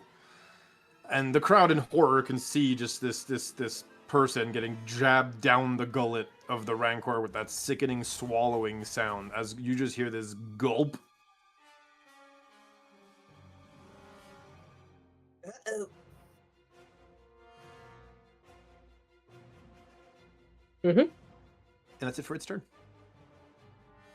Since you did take damage, do you want to use that reaction of yours? Absolutely. Let's see it.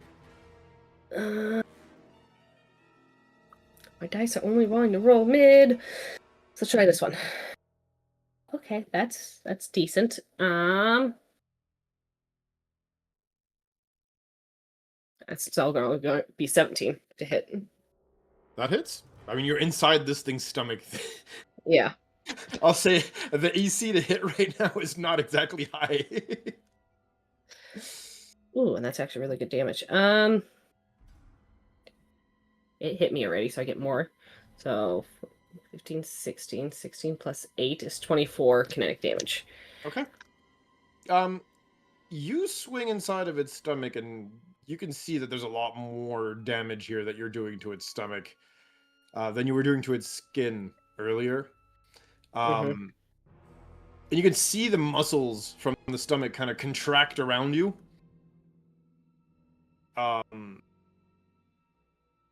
But thankfully for it, it does manage, if only barely, to keep you down its gullet. That being said, you have no idea what's going on in the inside, on the outside of this thing, but the rest of you right now, Not again.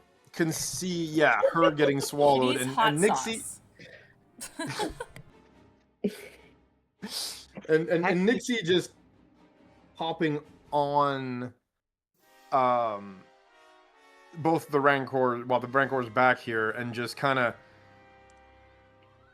stabbing at its back over and over, and in the one brain cell, y'all can just hear, "Give her back! Give us back!" Would Onley be able to see through the hive minds? If she's connecting enough with it to see what's going on outside, yes. I see. If not, it'll just be more auditory than full sensory. Fair.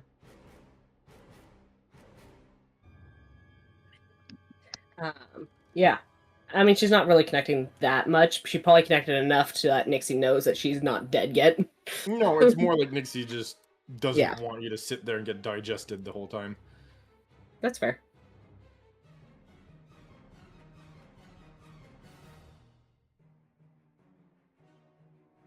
But yes, there you have Yeah. it.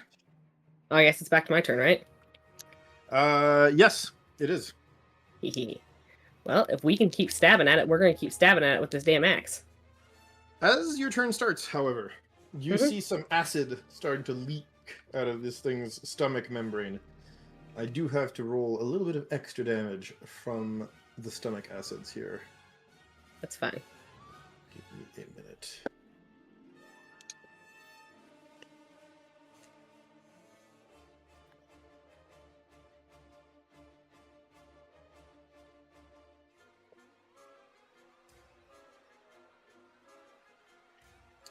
That is 24 acid damage. I don't know if that's reduced or not by your range. You know that better than I do. How much acid damage? 24. 24. Okay. Yeah, that's not reduced in my rage, but yes, I'll take that. Okay.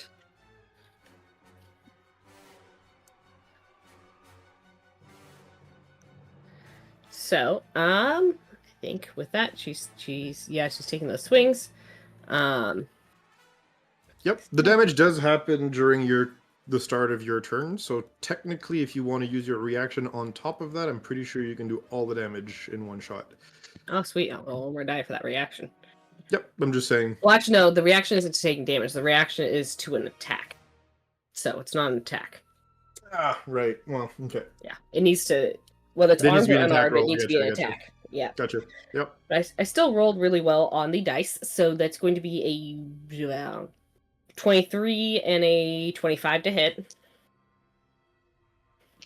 Not quite crits, just shy.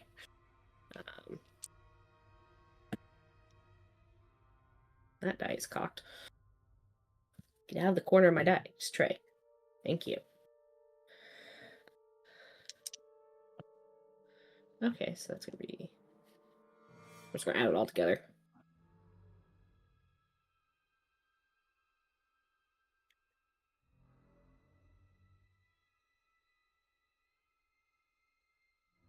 Uh, 47 kinetic damage in total That's a lot of damage.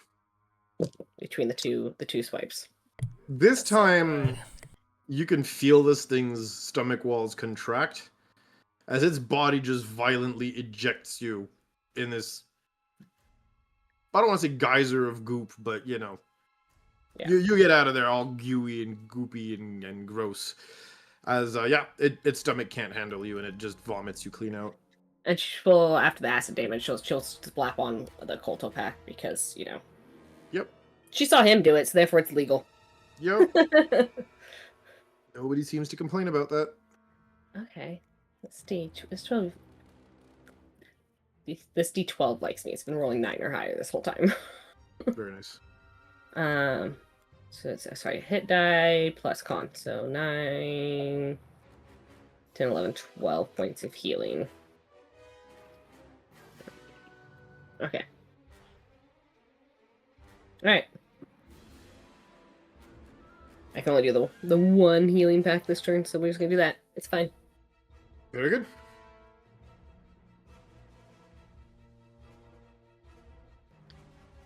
Okay.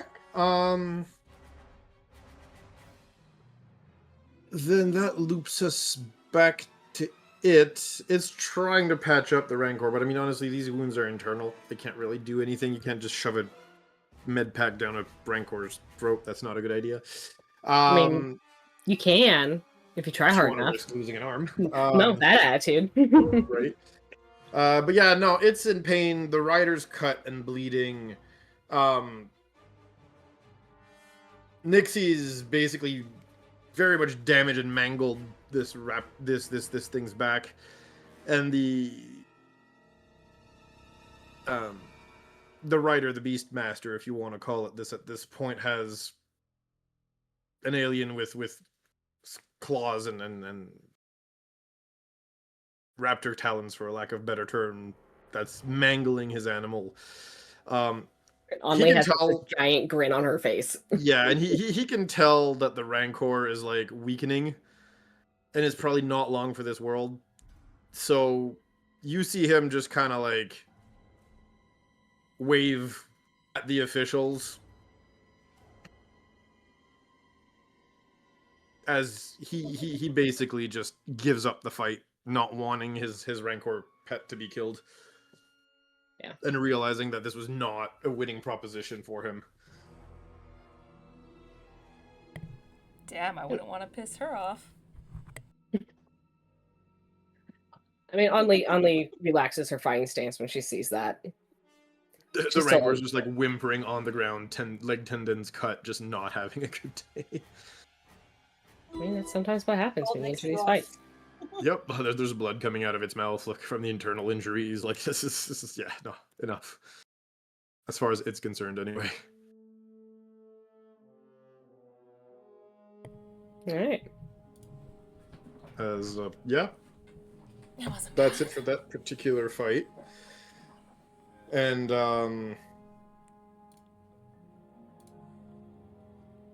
the what's it called? The announcer, the guy who basically welcomed you to the stadium, comes on out through the main doors as the Rancor and the people are being brought out.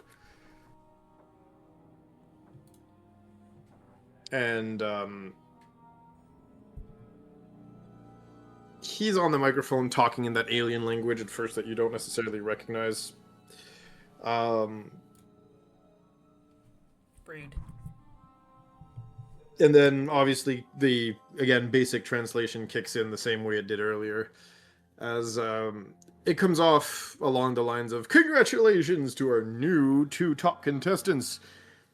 That was some 5-to-1 odds, and they defied the odds. Heck, I don't think I've seen anybody come out of a Rancor's gullet like that in a long time."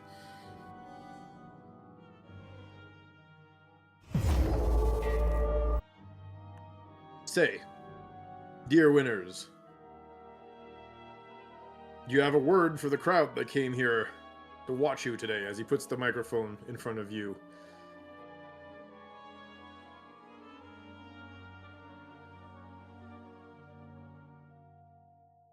I think Put on the spot after a fight. Yeah. Just raged.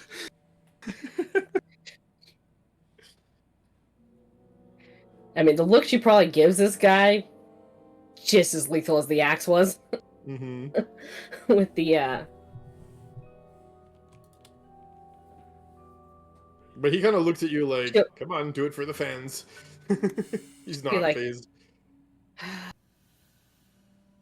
she'll kind of hold her axe up and be like, oh god, I just had the phrase and I lost it. Fuck.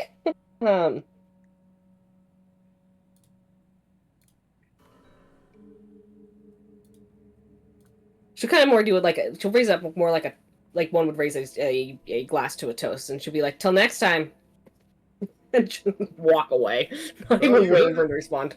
Yeah, he's like, well, you heard it, ladies and gentlemen. There will be a next time. So stay on tuned. Next, our following fight. And he starts to kind of describe the next fight that's going to be happening and everything as, yeah, you're more than free to go back to your locker room. What's more, if your friends want to join you there, they are more than welcome to join you there in between fights. Provided you want to have more. If not, you can actually go after just the one, collect your earnings, and head on out. It's entirely up to you and how you decide to do things. Also, Ziva and I have to collect our winnings. Very much correct. Yeah. I think Onley's definitely going to look for whatever service they provide for patch-ups, because she can't do anything else until she gets patched up. Of course. Which they have a full medical team, and it doesn't take them long to have you fully patched up and returned to your locker room. Nice. Because They're very competent for that. it was just below half health after that med pack. Yeah, not bad. Ah. Considering you fought an adult Rancor, that's actually not bad at all. And was swallowed. Yeah. Most of that damage actually came from the swallowing. Well, it's also, again, there's a damage threshold where if you do more than a certain amount of damage, I have to do a Constitution saving throw with it, and it failed the con throw, It doesn't despite like having saving plus throws. 10 to its con. But Yeah. yeah. It doesn't like saving throws, does it? My dice today did not. You know, sometimes I roll 2 nat 20s on multi-attacks, and sometimes we just roll 1s to 5s on everything. Yep. There are days like that. Sometimes that's just how the funny math rocks feel. But you know what? It makes for a good show either way, so I'm not mad at it. This is actually quite fun. Okay. So, yeah. She'll probably, I'll message Ziva and be like, are we going another round or are we done? Ziva, by the way, you just made 25k. Mibble, you just made 50k. Yes. I mean, the question is, are you satisfied? You can take it or leave it at this point. Well, the good news is we made a lot of money. And it's only fair that you get some of it. Yeah, And she'll I'm sure they'll pay go me something. ahead and give her 15,000. Well, if you guys are already back in the room, by the way, by the time you get into the room, there is a pile of credits on the table, which are your earnings for the tune of 20k. Oh. Yeah. And on top of all of that, there is a very familiar data pad. Ah, shit. Here we go again. Because you're not escaping. Yeah, you're not escaping your birthday present. She accidentally picks up the data pad while trying to grab her credit. Just kidding. Yeah, she'll grab the data pad. I mean, you go for the pile of credits, and the data pad sort of just like warps into your hand weirdly. Yeah. No. The Force works in mysterious ways. How many cards are we dealing with here? Quote unquote cards. We pull it up It's here. a Of course, birthday. you can pull it up. It is a birthday was one. like Okay, yeah. 22. Since it's a birthday one, we are looking at 32. Different ones for the birthday ones? Oh, yeah, me and You put them Roach all are in? mean. Yeah. Sorry. I mean, I imagine. don't take all the bad ones. I just take the stuff like insta-death and random like Oh, well, yeah. obliteration out when it's a birthday. There's still some risk of shit happening, but it's not like you're dead. I feel called out. That's your best. What's the fun in that? She's your best friend. You're allowed. You want me to put the death cards back in? If so, roll me 34. I think Zoro might kill me, so. God, I will- no. Not if the death cards do it first. Sorry, you said how many cards was the regular set so Zoro doesn't kill me? 32 is the non-Zoro death set. Okay. I took out the instant death ones, but there's still a handful of shitty ones. I'm sorry she got one. Correct. Just because we're friends that I get to make fun of you. Of course. That's fair. 32. I think I did that command right. Yep. There you go. Deal with that. Deal with that how you may. Okay. It rolled a 27, by the way, for everyone who can't see the roll. Rolled 20. It rolled a 27. He gets to find the 27th card. Good luck. No, I have it right here. Mine, unfortunately, is digital, so it's actually quite Well, that makes it quick. easier. Yep. I always feel bad when that happens to everyone else, but No, I let the dice pick. Yeah. It's more fun that way. Oh, that's funny. Uh-oh. So, as you open up the data pad, it's not a Rakuten one. It is, but it isn't. We're going to pretend like it isn't. In the sense that when you open it, all you see on it is a text. And it says, "We're going to find you. We have unfinished business." And there's like 3 S's at the end of the word business. Oh. As that was the flame card. I wish she could respond because she would say it wouldn't be unfinished if you didn't run away like a little bitch.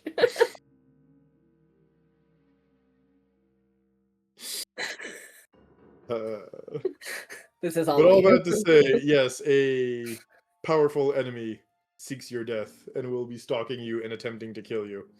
Oh no, another fight. Tatooine all over again. Yeah. Oh my gosh. Kitcher knows that feeling. Yep. Hey, at least he's not after me again. For once, right? But yep. You have a better chance of defeating this guy. You're not wrong.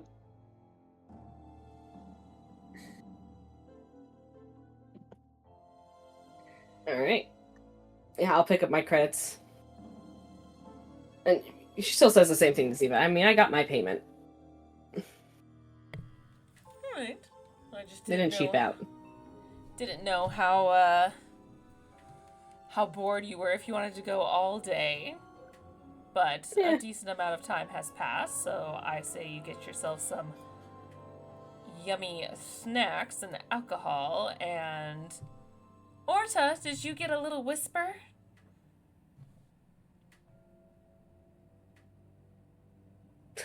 Love how Did sassy I? your Did character I think is. he passed out?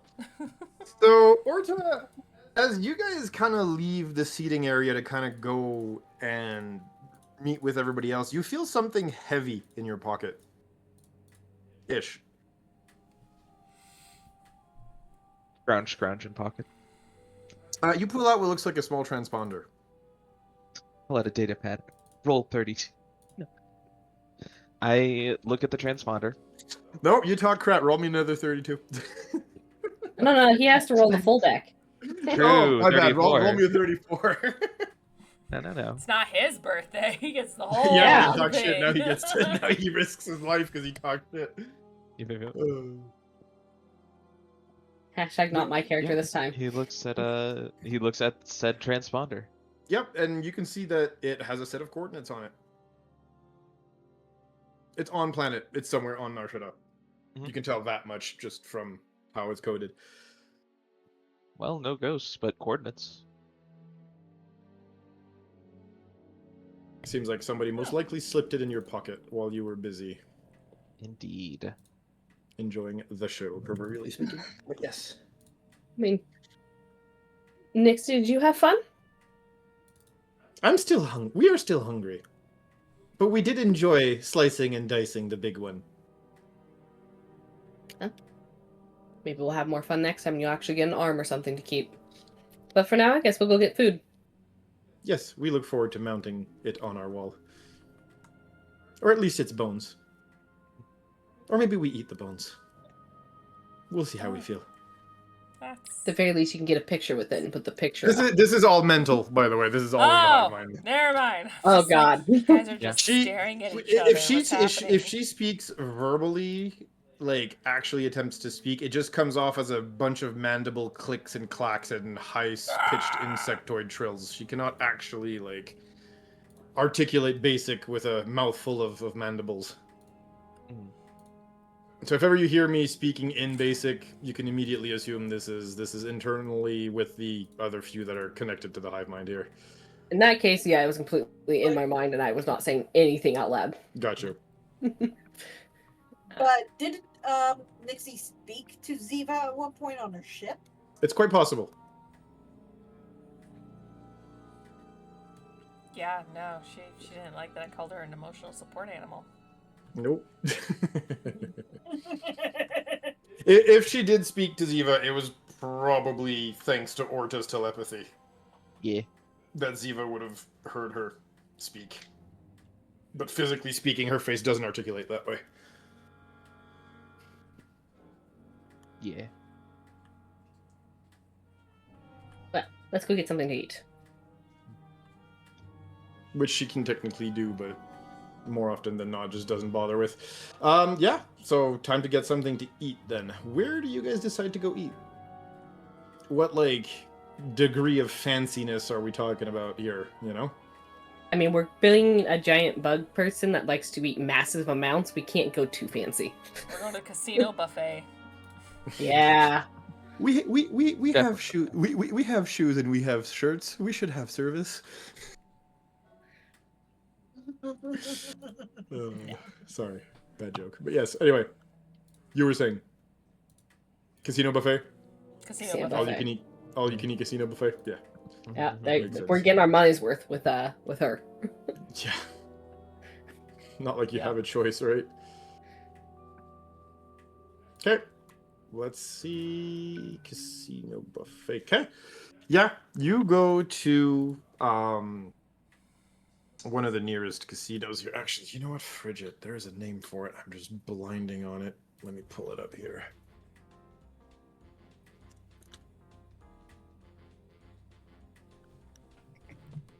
Ah, it's the Star Cluster. I'm stupid. Yep. Yeah, Star Cluster Casino. Let's go. Old Republic era Star Cluster Casino. So, yeah, you guys go to the Star Cluster Casino. I'm assuming you'll maybe cash in a couple of tokens to at least pretend to be clients and make it to the buffet, or you guys just straight up walk to the buffet like nobody cares. Nibble would. I mean, if no one's gonna stop me, why would I try? Why would I? Yeah. No, I'm just asking how you guys do it. Nibble would buy tokens. Okay. How much do you buy tokens for? 500 credits. Okay. Very good. To Mibble. Thank you for your patronage. Once that's done, I mean, look, this is typical Star Wars casinos. Holograms everywhere. All sorts of exotic species.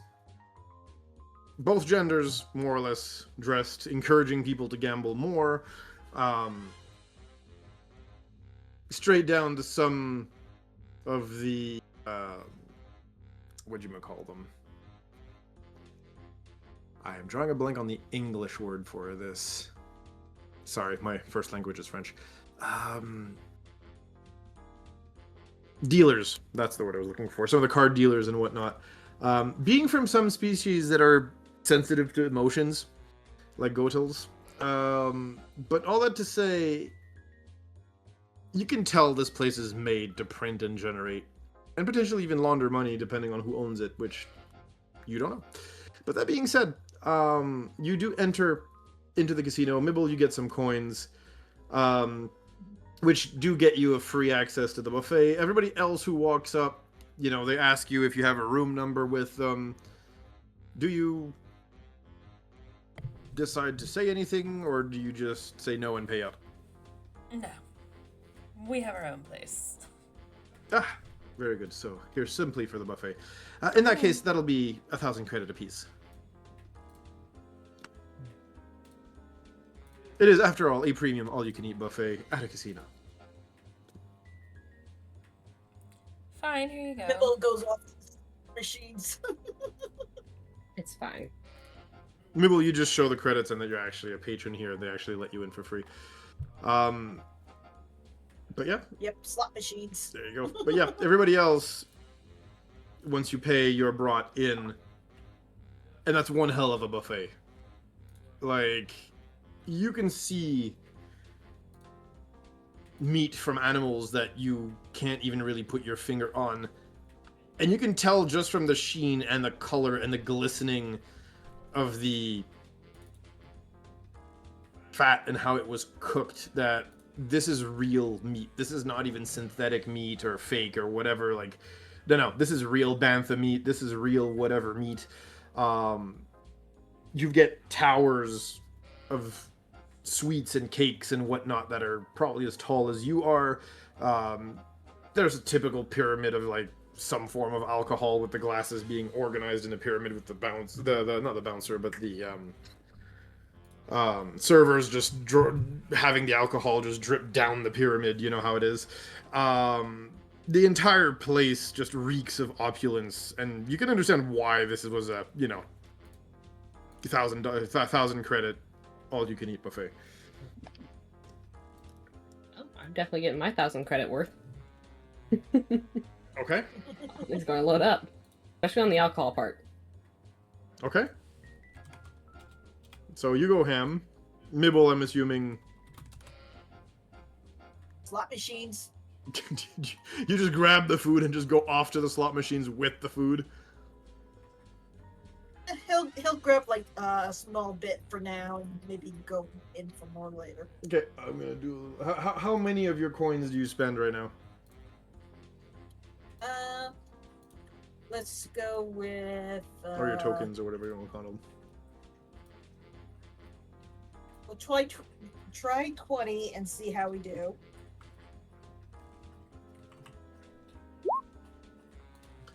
Well, you're lucky as all hell. Damn. As there was a Dude, nat there's 100. like 4 90s and 1 100. Jeez. And Yeah. it's yeah, you look, I rolled it in roll 20. This is not, me giving you an advantage or anything here. You just rolled the jackpot. So yeah, no, you roll the jackpot and your 1 credit from that one roll turned into 1,000 credits.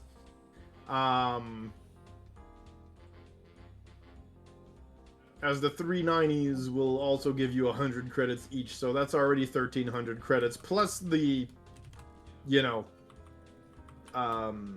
480 that you have left after what you just spent. Yep. So congrats. Nixie has loaded several plates as she has several hands with food and brought them back to the table, and she's sitting in front of what looks like at least 5 plates. Orta, what are you doing? Orta is going to partake in the buffet as well, Okay. but What does not Orta's really. diet consist of? Pretty generic omnivore diet, Okay. Got some When the DM's like, space "Give me chicken, some chickens." some Okay. space salad, some space fruit. Look out for them We can't space eat your nuts on that space. space salad. Some space ranch on the space salad, Did And you then put when any you're space done, nuts you on have your to- space salad? Oh, one more time? Did you put any space nuts on your space salad? No, So you gotta look out for those. Oh god, that's a callback. no, we do not interact with space nuts in No, our space she- salad. He knows better than to risk his life. Yes, that is a dangerous game, you see. Right. We've survived this once. We are not attempting it a second time. Exactly. Very good. Okay. Excellent. Well, only the best for the richest people. So, dig in. Take it, guys. You made some well-placed bets. Oh, yes. Yeah, it was, I mean, I knew you were gonna win regardless, but, wasn't expecting a Rancor right off the bat. Neither were I, but it made for an entertaining fight. Oh, very, especially when you were in its stomach. I'm pretty sure it was confident that you were done. At least it looked like it Yeah. until it had an oh shit face. It's quite entertaining. Yeah. It takes more damage on the inside than it does the out. I could see that on its face. I believe that. I try not to get swallowed frequently. I don't usually, but I'm sure it made Usually. the crowd happy. So it's happened before. Yeah, once or twice. It's not my first pit fight. Although, mostly, where I'm from, we fight beasts, so... Getting swallowed is part of the problem. Right. Well, it was still entertaining regardless. I know a lot of people were Good. looking extra happy when they thought you were done for when you were swallowed, so it was pretty entertaining. But glad you were able to at least get your fill, so if you want to go back at some point. There's a lot of Probably these on will. here. Okay. Probably will. It's a lot of fun. It's a good way to stretch and not get rusty, so... Yeah. The fights we get into usually are more straightforward and there's no audience, so it's much more fun to do it in front of people. Very true.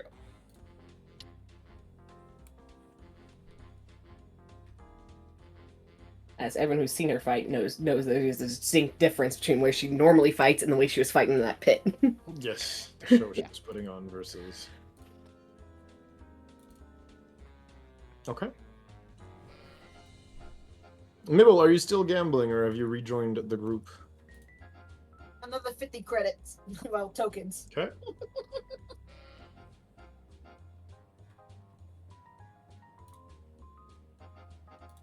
Said 50? 50.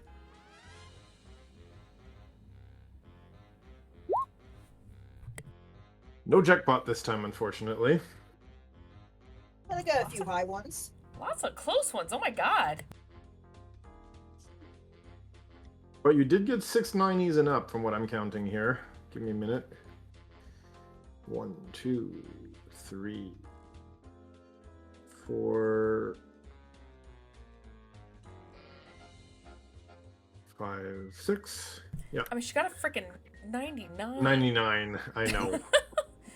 96, 93, 95, like look at all these high numbers. Jiminy It Christmas. came close. It came close, but no unfortunate cigars. Or fortunate cigars in this case. But yeah, no, you still make another there's 6 of them, so 6 times. That's another 300 credits though. Still worth it. Don't you mean 600 credits? Because last time. Right. the 90s I math halfway through my brain. Sorry, 600 credits. We'll get there. Okay. As yeah, you're now down a total 410 tokens 430. left. No? 430. 5 plus the 40 that you did earlier. Or was it 20 you did earlier? 20 you did earlier. Sorry, my I did bad. 5, 6, 7, so 430. Yes. There we go. Sorry, it is late. My math brain Keeping is track. not braining as best as it I was. am keeping track. Very good. If you guys like spare a glance at the main room, by the way, you'll see Mibble like near the slot machines with like a non-negligible pile of credits next to him. To the point where you can see like there's a couple of security bots that are like scanning the machine as he's playing just to make sure he's not like trying to hack it or pardon my language, mess with it.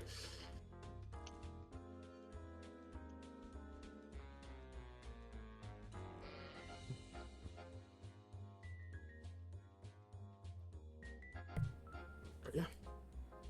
Well, Orta, you said you got coordinates. Yes. We'll have to look them up back at base so we can see if we know where they point to. Indeed. I concur. Okay.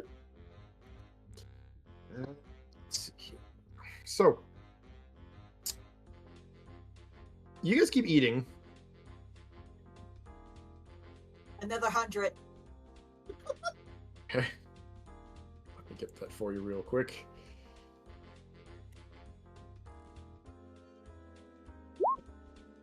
No, not 1. Sorry, let me add the other 99. Still no 100, unfortunately. However,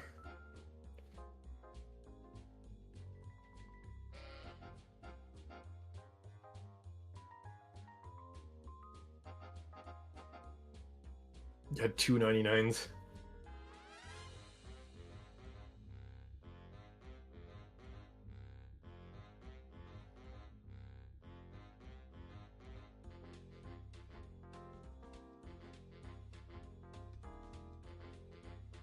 Another That's 1,000. still 10 90 pluses, so you still get 1,000 if only from the sheer amount that you just rolled off of. Hey, that's still 10 times more than what I put in. Yeah. Not bad at all.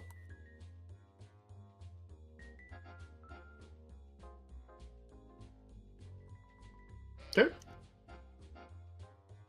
Yeah, you guys are, I'm assuming, do you guys do anything besides eat at this point? I mean, Ziva's waiting since Anli asked about coordinates. She's just kind of scanning the room just to also avoid anyone she may know, but at the same time trying to figure out like, oh, we got coordinates, so kind of paying attention to the plan. So give me a perception check, please. Since you're actually being vigilant of your environment. Are you implying the rest of us are oblivious? Just kidding. No, just that you have a passive perception, but she's actively checking. I know, I was just making a joke. How dare you? A joke. In my session. I dare! What are you 20. gonna It's do not- about it? Me, nothing. My wife who wants this to be a serious shit. I'm kidding. Mm-hmm. Alright. So, What? Mm-hmm. He said that. 21. Since joking is illegal. No, okay, good. So, 21 will get you the following. You don't notice anybody you know, thankfully. You probably picked, knowing the casinos around here, you probably picked this one specifically because it's not frequented by any of the, for a lack of better words, any of the old acquaintances you had in this neighborhood back in the days. Or should I say this is just not your neighborhood and it's not the people you're used to running with. But you do notice that the buffet table is very much running low on food.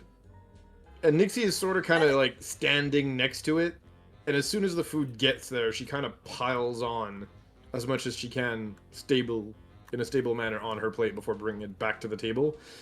Much to the displeasure of a lot of the other patrons who'd like to get a bite. But on the flip side, nobody really wants to kind of talk crap to a, 8 feet tall alien with scything talons tucked away on her back.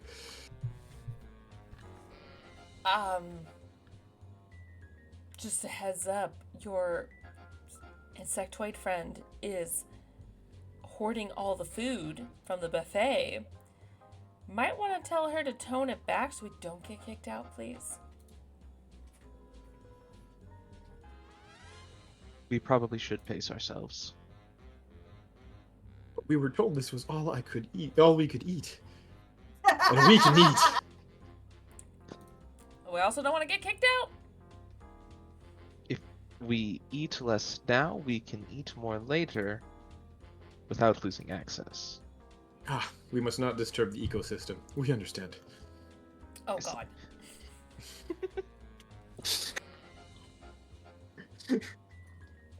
We would not want the food to go extinct. We understand. We will pace ourselves. Another 100. Okay.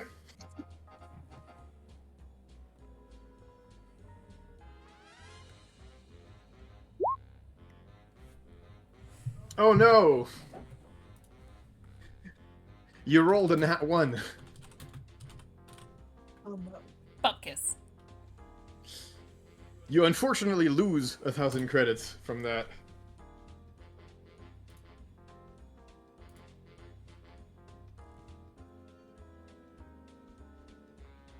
Just count the 90s though. 1, 2, 3, 4. I counted 7. 5, 6, 7. Okay. Yeah, so you lose 300 total. I'll actually put the over 90s next time. It'll be easier with the successes and everything. But yeah, so yeah, you lose 300 credits this time around, sadly.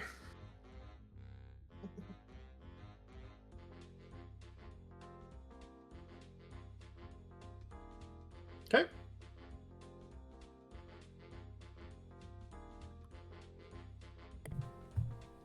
I'm still waiting for Orta to answer on Lee's question. Yes, sorry, I'm dealing with like 6 things at the same time. On the, what was the question? Sorry. I mean, she just asked we had coordinates and mentioned we might want to check those out. See if we know where they lead to. And Orta would check the coordinates, not having... I don't have that information in my brain yet, so...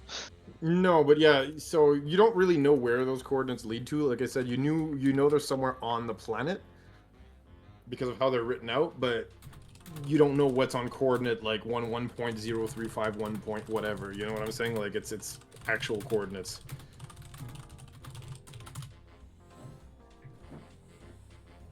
Right. So either you have to run it through something, or maybe somebody who's kind of tech savvy could help, or maybe somebody who is a local could give you, an idea of what is located at that area. Or you just run it through a terminal, public terminal. That works too. No.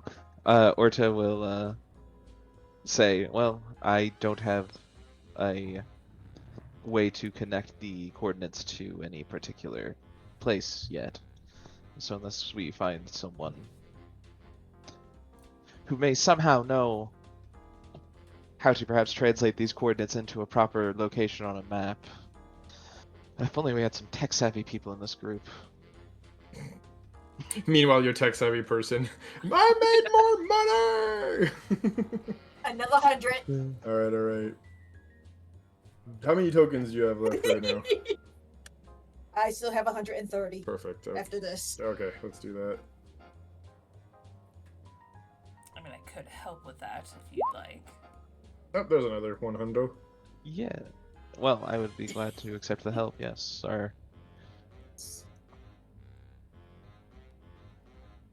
Yes, please. Thank you very much. Mm-hmm. Hands over coordinates. That's 1,400 from what I'm calculating.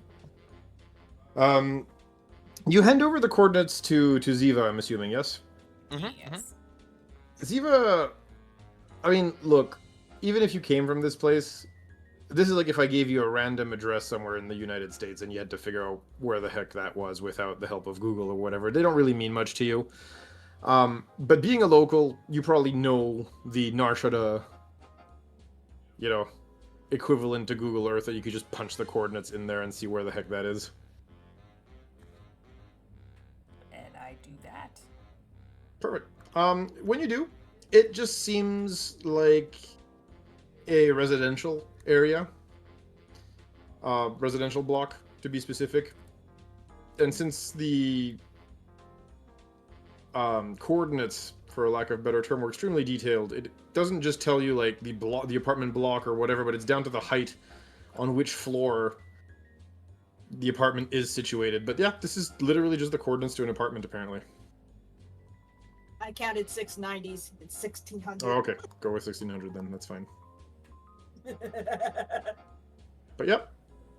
So yeah, they seem to be pointing to an apartment. Do I know where on Narshada it's located? It's definitely not one of the rich areas. It's definitely more slummy. But it's Okay. not any of the gangs that, again, you would have known or had anything to do with in the past here. It's just some poor people apartment. Okay. Would I know...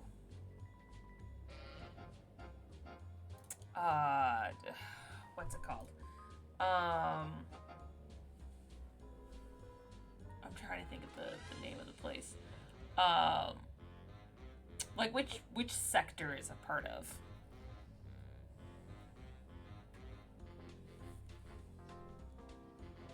When you mean when you're asking me which sector, what do you mean by that? Like, is it in the Nikto sector, the Shadow Town, Industrial, Oh, Red I see what Light? you mean. I see what Yeah. you mean.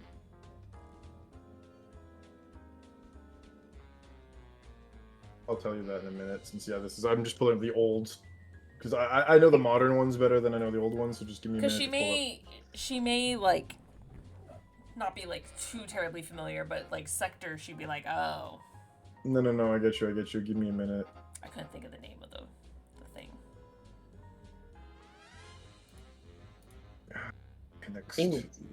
That's what the name is. The thingy. The thingy. Sorry, no. Give me 1 second here. I have it here. The thingy.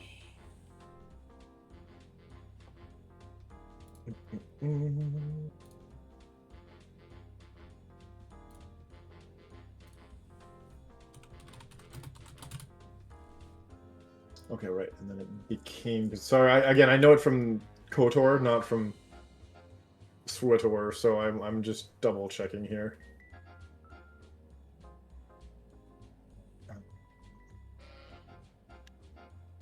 Yeah, so it's probably near the Shadow Sector. Oh. Because that was formed after, by the time of the Cold War, and It was part of Old Republic. No, I know. It's basically what used to be the refugee sector from KOTOR that probably then got transformed into this. But yes, so yes, it would have been close to the old refugee sector, if that tells you anything. Oh, okay. Which probably, if I'm understanding it right, became Shadowtown. So yeah, not far from Shadowtown. She's gonna look at the coordinates and able to punch it in and everything. And as she hands it back to Orta, she goes, "Ooh, it's in the Shadowtown area. That's a pretty interesting place to meet with your friend.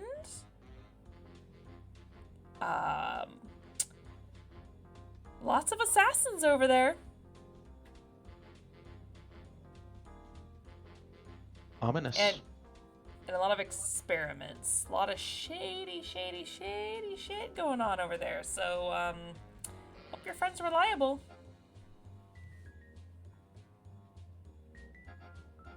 We hope so too. Oh, so you haven't met this friend? Truthfully, we don't know if this is if these coordinates came from who we were supposed to meet yet. So we may want to do some research before properly heading in that direction. Ooh. Yeah, might be good. The rest of the 130 credits.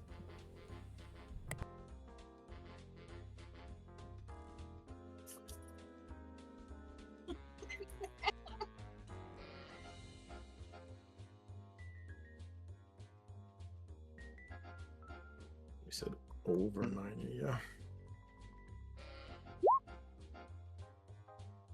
But yes, perhaps now, for now, once we've eaten our fill, we go back, regroup, and perhaps once we know a little bit more about where we are heading, and we find Kodav, we can head that way. Good. Do you want to wait for Kodav? I thought his message said he was going to be gone for a while.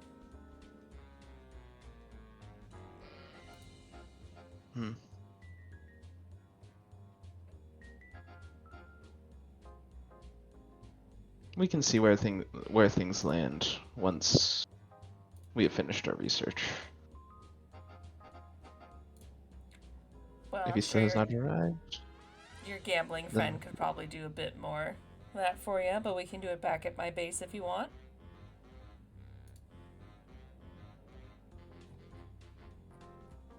It would be better to have I'd say it'd be better, but to do it back at your base, simply because it's a bit of a safer space, shall we say? Sounds good to me. Once everyone's had their fill and fun, of course. Mibbles comes back to the table with almost 10 times the amount he spent for tokens.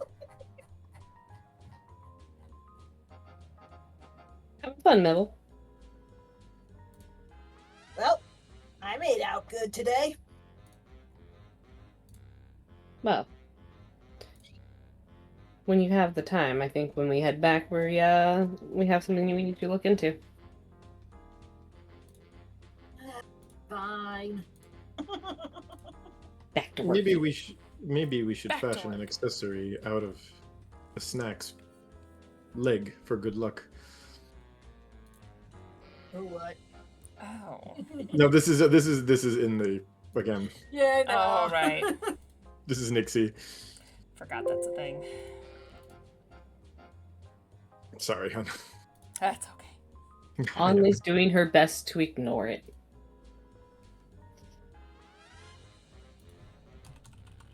Or to just sighs exasperatedly.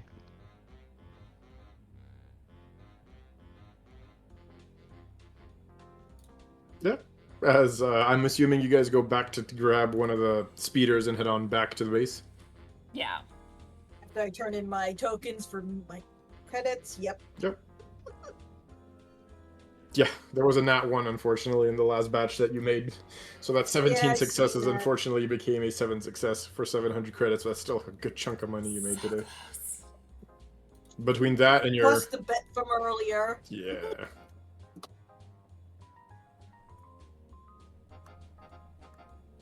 Yeah, I mean, if you'd made the Constitution saving throw, there would have been another 66 acid and so on and so forth, and the Rancor fight would have been a lot closer, but here we are. Mm. Yeah. So, good money for everyone. Yeah. And I mean, that's one thing I would ask of you guys. We can do it now, we can do it next time if you want, but while checking the coordinates is one thing, Narshada is also famous for selling all sorts of stuff. So if you guys want to think about it, we can even send that to each other via DMs throughout the next 2 weeks. But you could probably find some rarer items and or pieces of equipment here. Yeah. Granted, potentially at a premium, but now that you have a good chunk of money, I'm just saying, keep in mind that, you know, you might want to spend that money at some point. I did mention shopping, so shopping spray. What it sounds like. Yeah. Good. But yeah, so there we have it. Do you want to stop here then? That way. I'm thinking it just might make more sense to do that, just for pacing purposes, because we could keep going for another 20-30 minutes if you guys want to do the shopping now, but I think it's better if I give you guys the time, because again, I'm going to allow you guys to get some higher quality items. Yeah. Now that you're on Narshada, for maybe a bit of a upscale in price, but yeah, sorry, you were saying? I was gonna say, yeah, I agree, because I need to. It's a big list. Yeah, plus your new character you're not necessarily as familiar with as well, so I'd rather maybe do it this way for this time. Yeah. Understandable. Unless anybody else has anything they want to do before heading back to shopping and or back to base.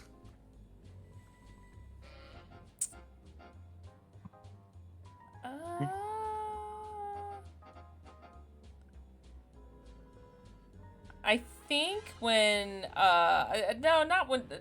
It's more when we get back to base is when Zebo will probably do something, but not beforehand. So, in that case, are you guys going shopping first and then back to base, or are you going back to base first? What order do you want to do this in? I guess that depends on if everyone wants to do their research first and then shop, or shop and then do research. Down for whatever. Well, it's more a matter of, again, if you want to do the research for the shopping, we'll stop right here. If you want to do that first, if you want to go to base, do the research. No, I meant Orta said he wanted to do research on the area and the coordinates back at the base. So it's that research, then shop, or shop, then research. Yeah. Correct. That's, what I was asking. That's what I meant. Sorry. So, Orta, since it's your decision for that, what would you like to do in what order? I think the research on the area would probably be better off for next time. Okay. So that it can't escape the brain as easily. Okay. So we'll just do that in that case. Save the more sensitive stuff for the beginning of the session. Yeah, exactly. Okay. Well, if that's the case, then does anybody else want to do anything before we call it for tonight? Last call. Save it for next time. I spent my money. Okay, excellent. Well, y'all are funny. I love this crew. All right, so that being said, yes, we might be ending a little bit earlier than our regular schedule today, but for pacing's sake, I think it might be more intelligent to do it this way. I agree. So do not despair. We have more content coming for you all week. As on Monday evenings, you have the 4th season of Destiny Forge run by Rojin. You have us, of course, on Tuesdays every 2 weeks for Tales of the Outer Rim. Though, unfortunately, due to adulting, we have been a bit slow the last few months. We do apologize for that, but we're still here. We are still alive. We are still going to try to pump out content as much as life permits. That being said, on Thursdays we have 2 alternating shows. We have Mass Effect run here by Zorro, and we have A New Era, which is a D&D 5e game that has recently been started by Rojin. This is also followed by our Saturday shows, which during the day on Saturdays we have what's it called? Withered Withered Wastes and Wayward Wanderers. I'll get there. Yes. Withered Wastes runs at 1 out of 2 weeks. Wayward Wanderers, I believe, is on hiatus right now for the summer. Correct? It is, yes. Yes, Is that- but it's also on a Sunday. Yes. Oh yeah, right. They was moved to Sunday. Correct. Yeah, it's always Sunday. Was it always Sunday? So what's the other show that runs? Oh, it's Downfall of Propriety. It's T-Dot. Sorry, I forgot about it. Yes, sorry, it's T-Dot run by Maltz. My bad. I do this without the bot. All right, it's always purely from memory when I do this. But yes, so when it's not Withered Waste, it's the Downfall of Propriety on Saturdays. My apologies. We also have Behold Lore that's supposed to happen. Which week is that, Zorro? That's It's the first Sunday of every month. However, because it is a holiday weekend, we are doing it the following Sunday. There we go. So the 12th, I believe. I can tell you that right away. That is correct, on the 12th. Mm-hmm. As unfortunately the 5th, yeah, we're gonna be out of town and busy. But yeah, so I believe that covers all of our shows. Oh, no, I'm forgetting 2 shows. There is the new Avatar show that alternates on Mondays, I believe, with season 4 of Destiny Forged. Mm-hmm. And we also have the return of Vigilant 6 Seasons 2, basically now, as Spiffy took over the mantle for that one, and is running it, I believe, on Saturday evenings, correct? It is, and we already had our first, it was character creation, session 0, but the first episode, because again, it was technically supposed to be this weekend, but because of the holiday and half of us being out of town, it will officially start the following rotation, so the 18th is its first official day. There we go. So a lot of new hype content coming your way, and the classics are still going, so we will have a blast. I look forward to seeing all of you at one point or at another, including on our Tuesdays for more Tales of the Outer Rim. So thank you so very much for tuning in, guys. Have yourselves a great evenings, and I'll see you on the other side. I'm leaving.